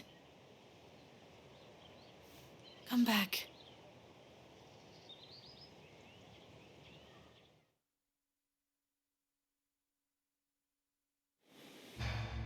Needs more time to think. What did she mean by... What am I even talking about? I'm mulling over my dead daughter's imaginary advice. I'm going off the deep end here.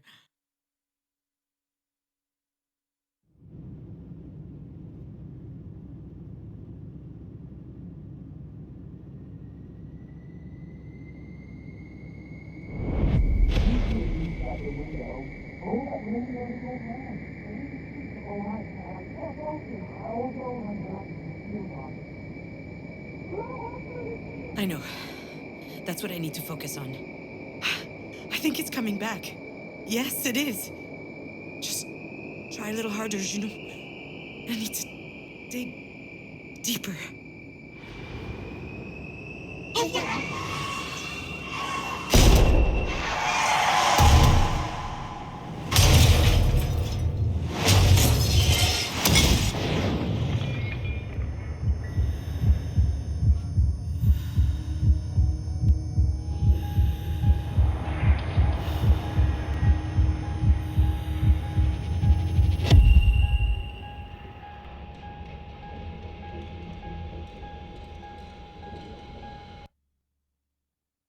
What does it mean to be a mother? Is it being 100% focused on your child? Is it always knowing what to do? Never having any doubt? Is it sacrificing your ambitions? If you do all that, are you automatically a good mom? And what if you don't manage it? Does that make you a bad mom?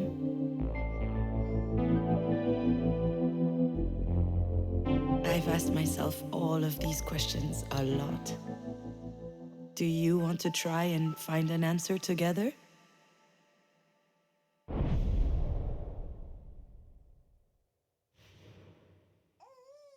Good mom? Bad mom? Okay, let's start with the dark thoughts. The ones that not even your light could dispel.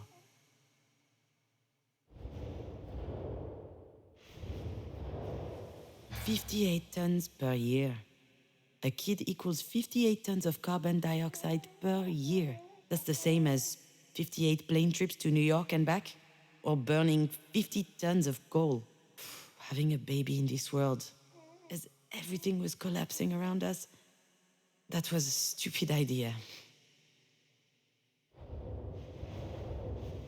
You didn't really get the chance to witness it, but this is a funny time we're living in. Imagine having an incredible daughter and a job you've wanted forever, and then you get glued to a screen, and it bums you out. I would see people on social media, people I would never even have heard of in real life, and they were great parents, great artists, working on great stuff, having great success.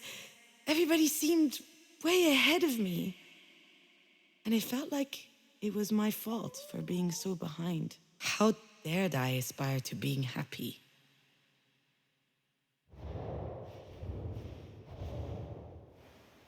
couple of months before you were born, Marie showed up with a cardboard box under her arm. She had found the mobile. When I was preparing for your arrival, I hung it above your crib. After you were born, I would spend hours watching it turn every time you breathed. It was always moving, finding its balance. Wonderful. Alive. Just like you, and also so fragile. Way too delicate. A mere gust of wind could have shattered it to a million pieces. Just like you.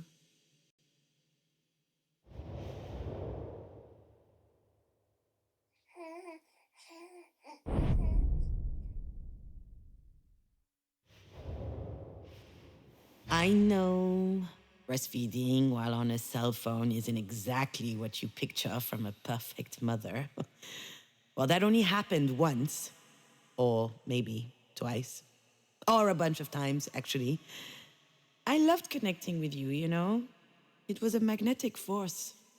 Time disappeared when I looked into your eyes. But sometimes I was overwhelmed by everything else.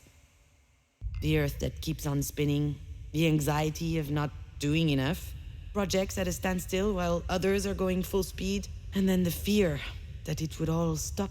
That's always a little bit there. But I think I was stronger than that in the end. Because, you know, the life of a mom is also full of fun moments.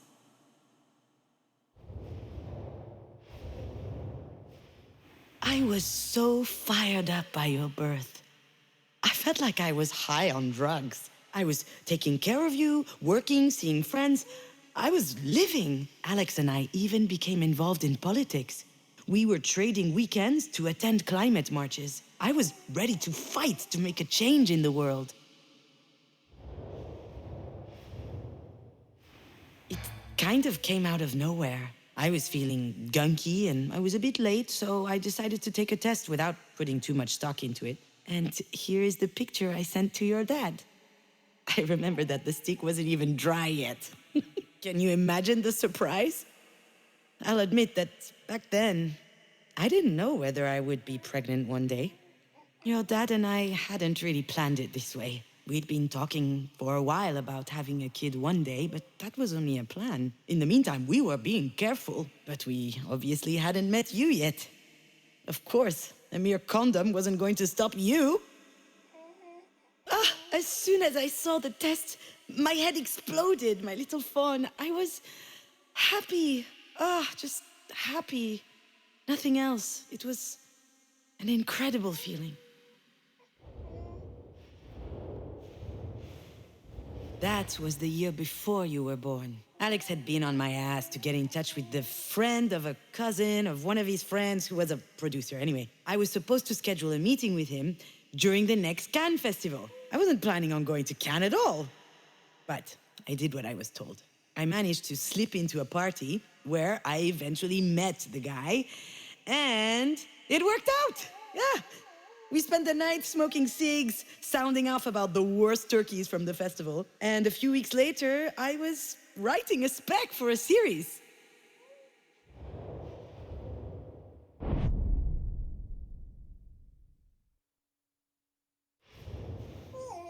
I found it adorable that Marie came to bring us this mobile. And yet, I was scared when I learned I was pregnant. I was scared at the mere idea of telling her.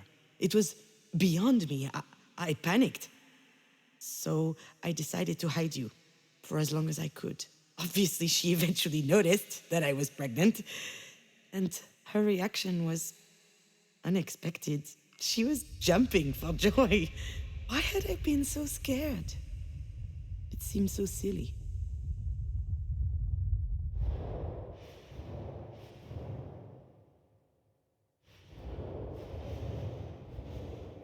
Thus, within the span of a year, I delivered 2 babies. Astrid, in January, just over 8 pounds, hungry as a wolf, and a mug to die for. And then, my first professional screenplay in August. 47 pages. A veritable leap forward in my career. All of a sudden, things just fell into place. I was a screenwriter. I was getting paid for writing. Sure, it was a crappy series, but that turd paid very well. I was so proud of everything that was happening to me. And at the same time, I lost sleep over it for weeks.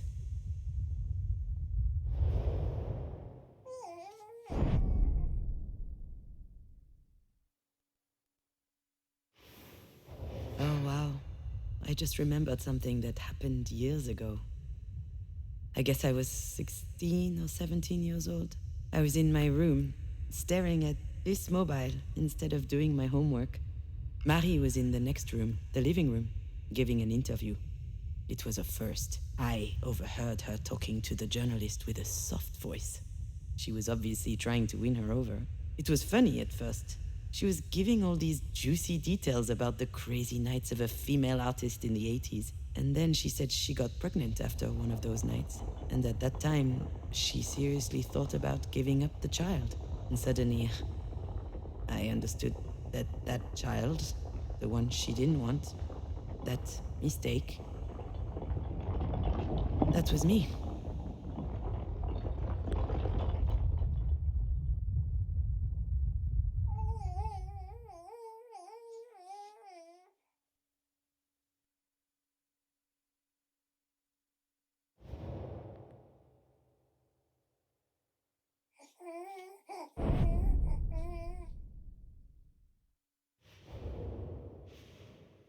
To me, being a mom was one of the greatest joys in my life. I wanted to feel you growing inside of me and then meet you and live all that, the whole experience.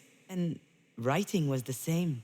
I really wanted to do it, and then I actually did. I wanted these things. I bore them and I cherished them. But I struggled with them too, because I was scared. I had doubts, but really, most of all, I had this lingering feeling that maybe I shouldn't have been there. And when I lost you, and writing had lost its meaning, that feeling came back with a vengeance. This feeling, this knowledge that whatever I do, it is not enough.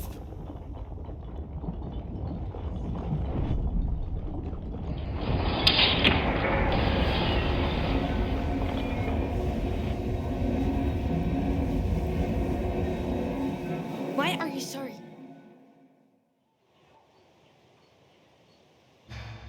It's hard to be a good parent when you're a damaged adult. You become responsible for a life.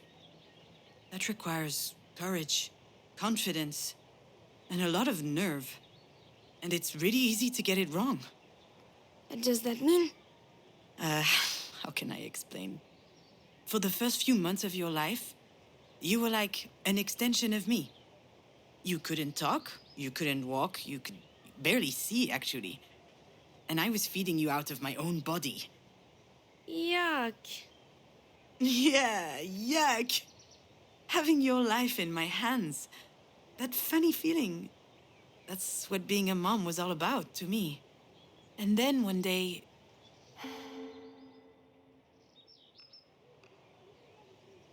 I read a book. A book? Not a movie? Nope. No moving images, just tiny written words. What was it? Heart Snatcher by Boris Vian. A weird and poetic book. Also terrifying, in a way. Very, very grim. That sounds fun.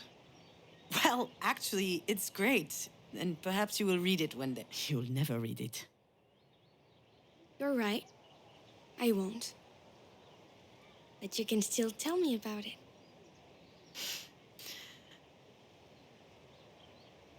All right. Well, there's this character named Clémentine. She gives birth to triplets and gives them these stupid names. As they grow up, she starts to behave increasingly strangely. Such as?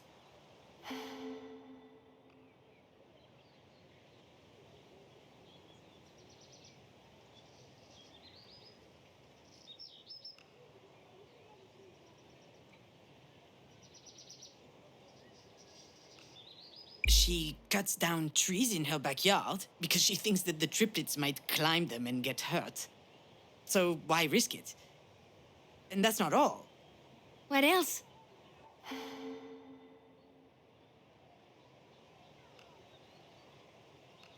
She locks them up in cages. Her kids? Yes. They're nice cages, though. Very comfortable. Oh, well, that's fine then. They don't like it any more than you, but it gets worse. It does?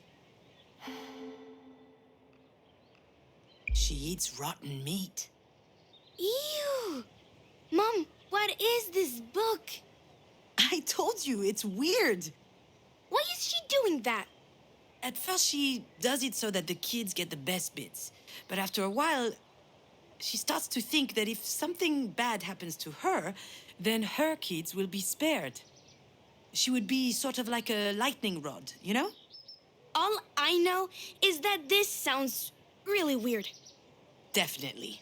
But I remember reading that part sitting in the bedroom, and I looked at you sleeping in the crib, and what she was doing started making sense.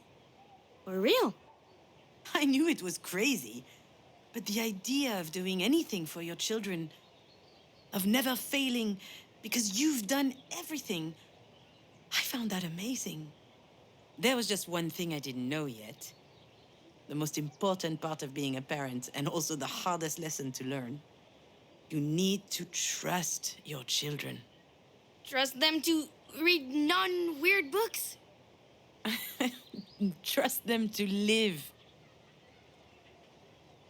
You weren't there so I could feel like a good mother. You were there to live your life, to become yourself. Seems obvious, doesn't it?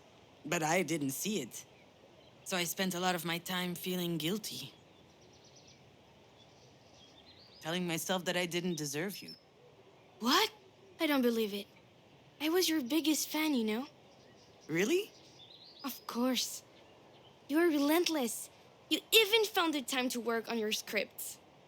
You were working your ass off to make your stories amazing while you were busy taking care of me.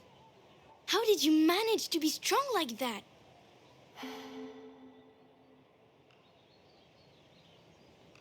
It was really hard. I almost gave up so many times. My career wasn't going where I wanted, certainly not as fast as I wanted, but I held on. You gave me so much energy. I presume I took a lot too. Of course, sweetie.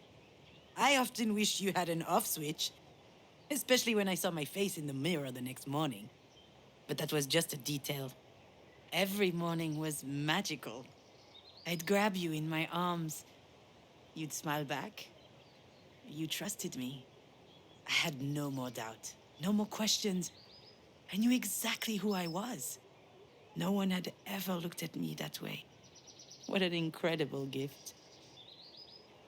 It's just a shame you spent your best years writing for soap opera. Wow. You do a great Marie impression. I'm better now, you know? It still hurts like hell. But I get it. I can survive this. On a good day, I can even convince myself that it could be worse.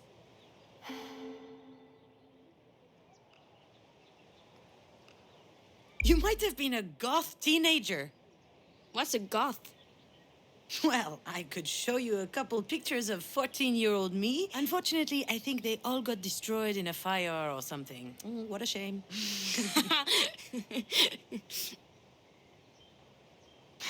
You've taught me all of this. You helped me open doors inside myself. That's what allowed me to grow. Of course, I'll go on without you. I have to. But it's really, really sad. How does the book end? What book?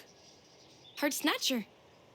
Well, the triplets eat blue slugs, and then they fly away from their mother. Obviously, blue slugs. And are they happy? Very much. There are two lessons here. First, Boris Vian was really, really odd. Really. But also second, sometimes there's no sense fighting what will happen anyway. You said it yourself to Auntie Diane. Remember? I understand why you're sad, Mom.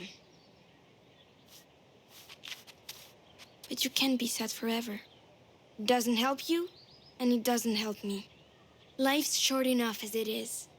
Why waste any more time?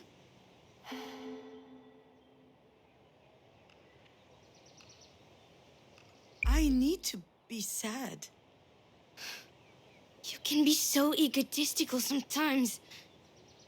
Excuse me? Where do I fit into all this? But I was just... So what? I'm going to be a bad memory for the rest of your life? A distressing thought inside your head? Do you even realize what that means? I'm scared.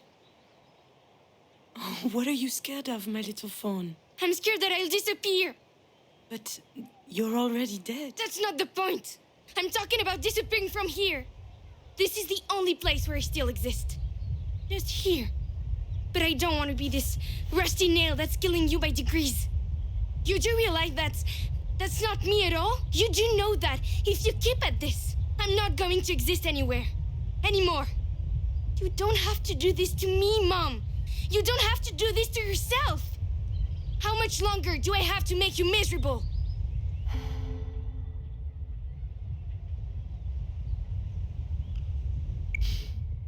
I know you don't deserve that, my little dear. It's all my fault. Stop it, Mom. Just stop. You're stuck on repeat. I know that this can be easy to process. And I know that the truth hurts. But right here, right now, you're gonna have to remember. Really. I'm not sure. What do you mean? What are you talking about? Astrid? Astrid!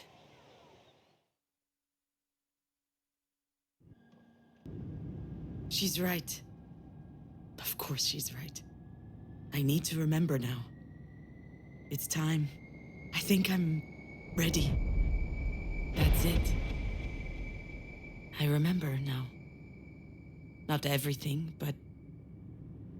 You could at least crack a window.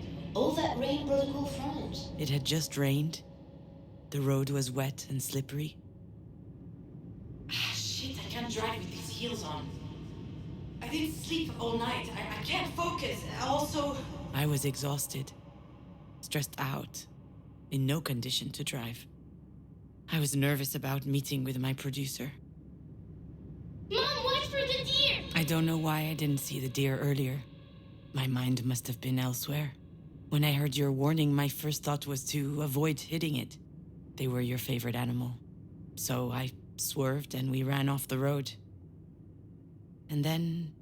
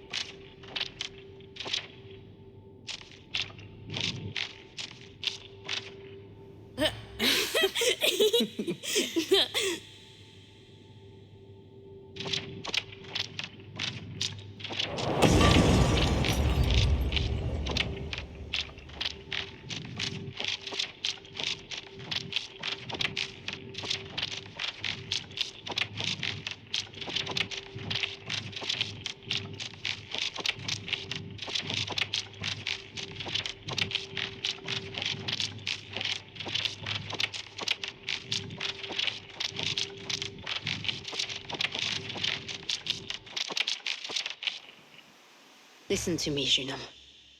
You and Alex brought an extraordinary little girl into this world. Astrid was our sunshine.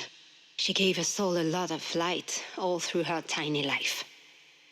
You were able to make such a being because you have it in you. The sun.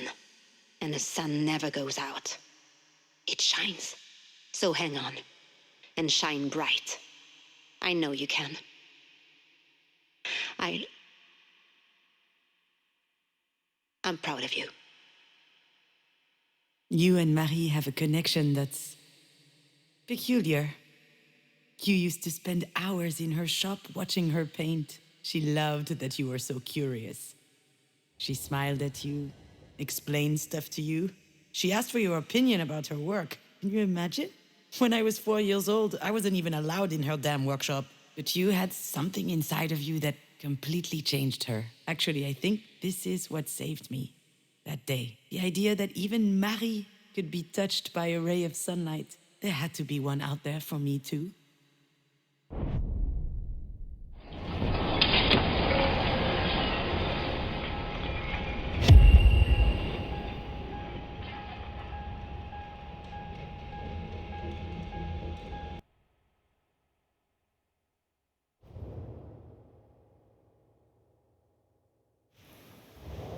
What are you doing, my little fawn? Playing with Grandma's dollhouse. What game? I'm playing you when you weren't a mom yet. Can I play?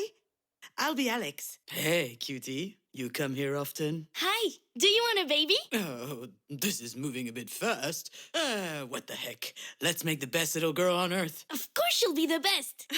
How do you know? Well, I'm the one making her in my belly, so... Talking to you was intoxicating.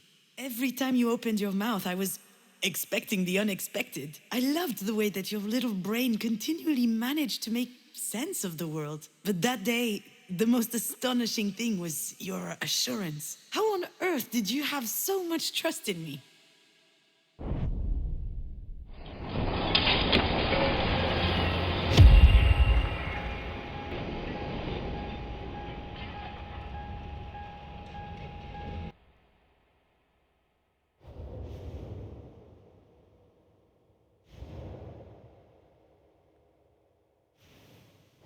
Damn, June, I can't believe it. I'm going to be a dad. We're going to be parents. When I got your picture, I yelled so loud, I think 3 guys here had a stroke. I'm just unable to focus on work. I'm so happy. It feels so... I feel like it's going to change my life. I mean... No, I mean, it's going to change me. Like, I'll never be the same again. I can't wait. And you, what do you think? I think you should take the afternoon off and come home. Oh, okay. But why? Is there an emergency? Do you need me? I don't need you. But I am wondering what it's like to have sex with a dad. Wow, what a weird thing to say. I'm on my way. He was right, you know, your dad. When you arrived, he changed to his core. Before you were born, he was always a bit lost, a bit wandering through his own life. But from the day you showed up, it was as if everything had become clear for him, as if he finally understood what he was doing here.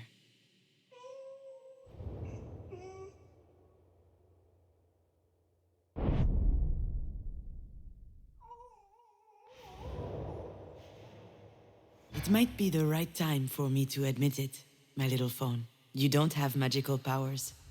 You never had any. You didn't put us under a spell. Not Marie, nor your dad or I. It's easy to hide behind the fact that your being there made everything else possible. And to convince ourselves that your not being there is forever locking us out of being happy. But that's not true. The seeds that allowed us to change were always inside of us. Sure, they were buried deeply, but they couldn't wait to grow. And you were simply an incredible, a wonderful beam of sunlight.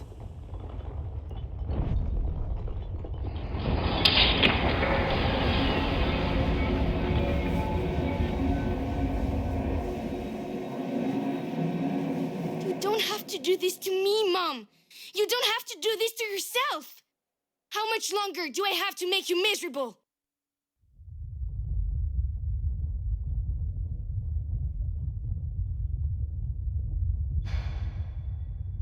My little fawn, I can't do this to you. I don't know if I'll ever be able to forgive myself for what happened, but you've brought too much light in my life for me to reduce you to that. What is that?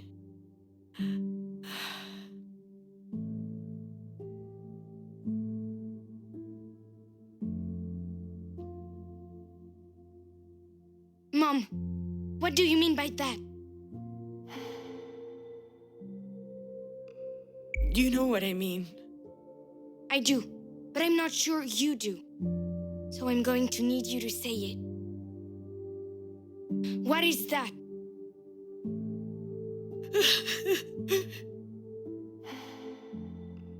The accident. It was an accident. Yes, it was an accident, Mom.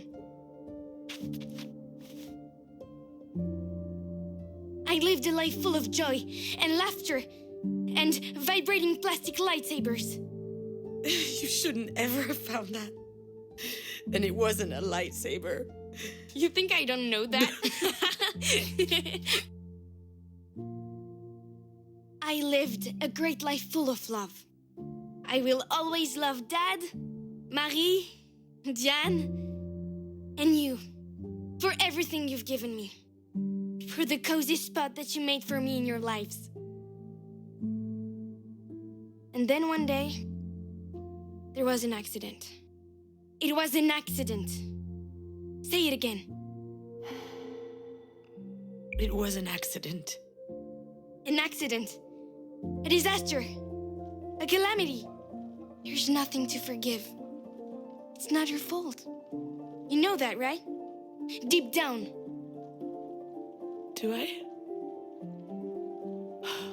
Then why do I feel all this guilt?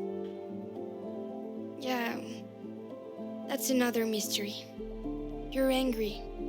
But are you sure that you're angry at yourself, Mom? I don't know. I believe in you. You'll figure it out. And when you do, you'll make the right decision. I think you're ready now. I'm ready. Thank you, little fawn. Thank you for your help. You can leave now. I've got this. I know.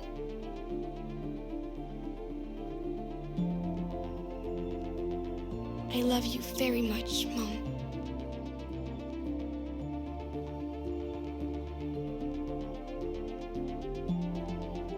Me too, Astrid.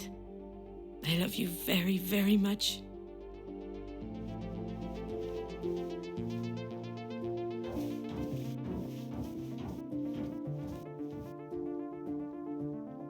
I know you'll always be with me. I can feel you are here, and it gives me strength. And I'm going to need a lot of that if I'm going to go in there. But Marie needs me, and we have a lot to talk about.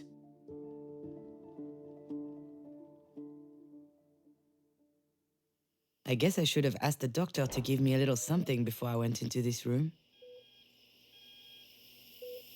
You don't get free samples of benzos every day. All right, Juno.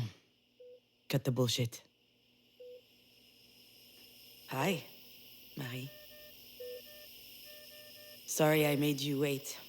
I had to sort out a few things. A lot of things. But anyway, you knew I was coming eventually, didn't you? You've always had this weird gift of knowing what we're about to do before we even think about doing it. Once again, you were right. I'm here. But I almost didn't come in. I was close earlier, but I just stood outside the door. I was angry at you. I don't even know why. I mean, you're not exactly the warmest mother in the world. Still, why are things so complicated between us? Why do I always feel so threatened when I'm around you?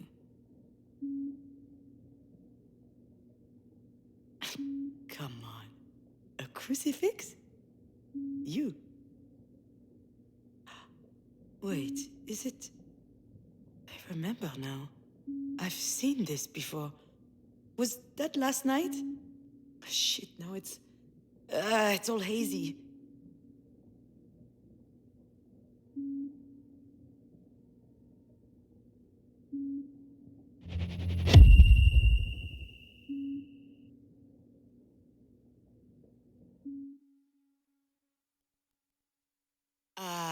Hold on. What's that around your neck? Is that a cross? This? It's a childhood keepsake. I found it in my stuff a while back. What? Were you a choir girl or something? It's a bit more complicated than that. I'm listening. Please, you never told me anything about your youth. Ugh. What the heck? After all, why not? That might do me good. And I owe you that. What's that supposed to mean? Nothing. Just shut your mouth, pour me a glass of wine, and listen.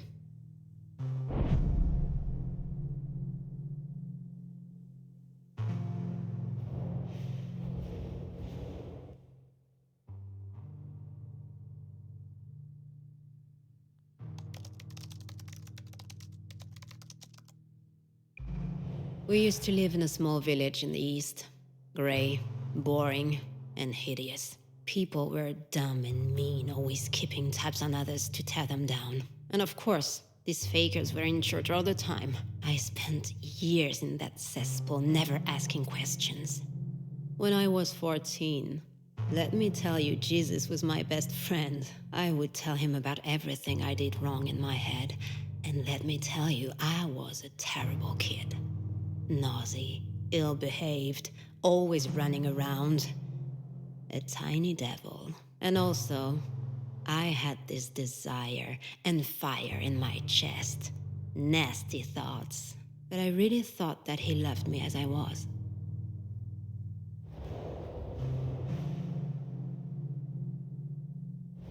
Back then, I had 3 sources of comfort. Jesus, books, and drawing. So I spent an insane amount of time sketching in the neighborhood churches. It was a disease. Everything I laid eyes on had to end up on a sheet of paper. At least then, people left me alone.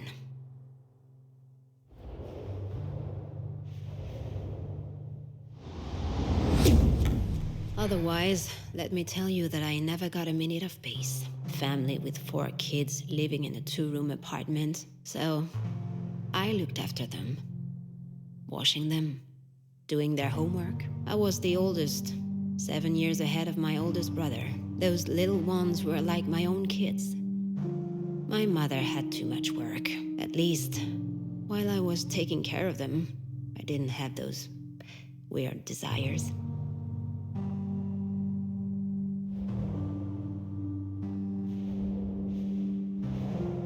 My dad always had a steak on his plate when he got home. Every night. My mother used to say that he deserved it, working his ass off at the mill for us. But one night, I was still awake when he came home. He was completely shit-faced. He was living in a fallen world. The steel industry was his life, but his life had no tomorrow. So he drank. That night he looked at me... weird. I didn't understand. I felt guilty.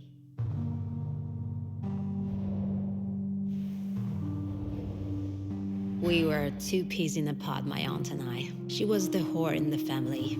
She didn't want to settle, she didn't want kids. She had escaped to live the crazy life in Paris. Freedom. The exact opposite of my mother. One time, she told me something about my mom and dad. Something that blew everything else up. There was an evening dance. He was 19, and she was 15. According to my aunt, he was a bit tipsy. He brought her into a small clearing, and there, he forced her. They had to get married in a hurry after that, when they learned that my mother was pregnant. pregnant with me. My mother always worked her butt off. She would work one factory job after the other, then clean up rich folks' homes. I used to think she was the bravest person in the world, and the strongest. Of course, she had her own temper. She would get into these screaming matches sometimes, and she would drink too, but I was convinced that I could trust her. One night, I went out with some girlfriends and boyfriends. We only went to the movies, but she lectured me. "You're bringing shame on this family," she said. "People at church are talking. Something bad's gonna happen to you if you keep tempting men." I answered that if it ever happened to me, I, for one, wouldn't marry my abuser. She hit me. For the first time. She hit me again later. I was getting slapped around because she hated her life. I was blaming her for not fighting back. I wasn't going to let her treat me like this.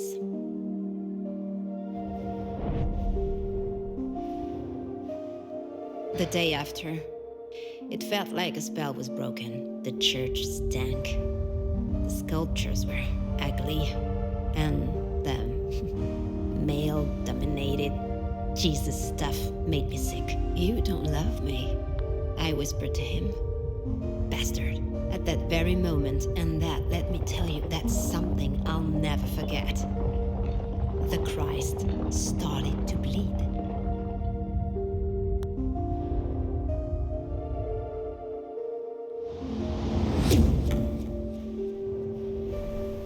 I had my first period right after my tantrum at the church. I was already 14 years old. Pretty late. But then, my body started to develop. The more my body changed, the more my father scared me. Hell, he terrified me. Not just because he was domineering and brutal. It was uncomfortable even being in the same room as him. He was always watching me, commenting on my clothes. I felt like a piece of meat.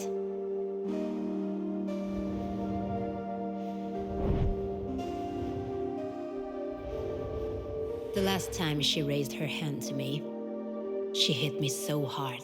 My nose started bleeding. We were having another fight about one of my outings. By that time, I was going out for real, just to spite her. You know me. She called me a harlot. So, I bit back. At least I'm not gonna stick with the first guy who knocks me up. I didn't have time to finish saying it. Whack! She slapped the shit out of me, and she spit out. "If it were up to me, you're the one I would have dumped." It's stupid, but that struck me right in the gut. And that's when it came up, boiling. The rage. I tasted blood in my throat. I couldn't think straight. My ears started ringing. I felt a jolt running through my body. And then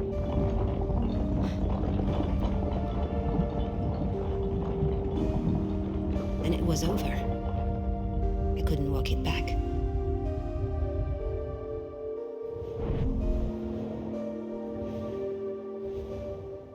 This cross is the only thing I have left from her, you know? I took it when I left home that very night. I stole it from her. I don't know why I took it. I used to do that a lot back then, steal stuff, but I'm happy I did it.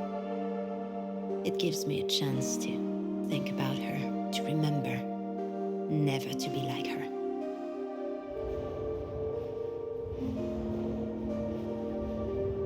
You see, I'm always telling you to face things head on. But that day, I left. I met with my aunt in Paris with just a few cents in my pocket. I never saw them again. Not her, not him, not the kids. And I never turned back. You hear, Miss Kivas? Shit, don't tell me you fell asleep. Ugh, what a disaster. You really can't handle your booze. Don't worry, daughter. I will still be there tomorrow, and the next day too. There to tell you again what you already know. People are ugly, let me tell you. They're dangerous, all of them. That's just the way things are. It's inside them. The evil is, we need to defend ourselves. Stay vigilant. That's how I got out of it. Jen gets it, I think. But you, darling, you're too weak. You want to trust people. You want to have faith. But I told you many times, you can't trust anyone. Ever. You don't need me to tell you that. Life's unfair. That's just how it is.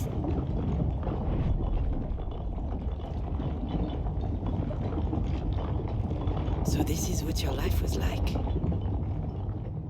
That explains so many things. Now I understand why you can't trust anyone.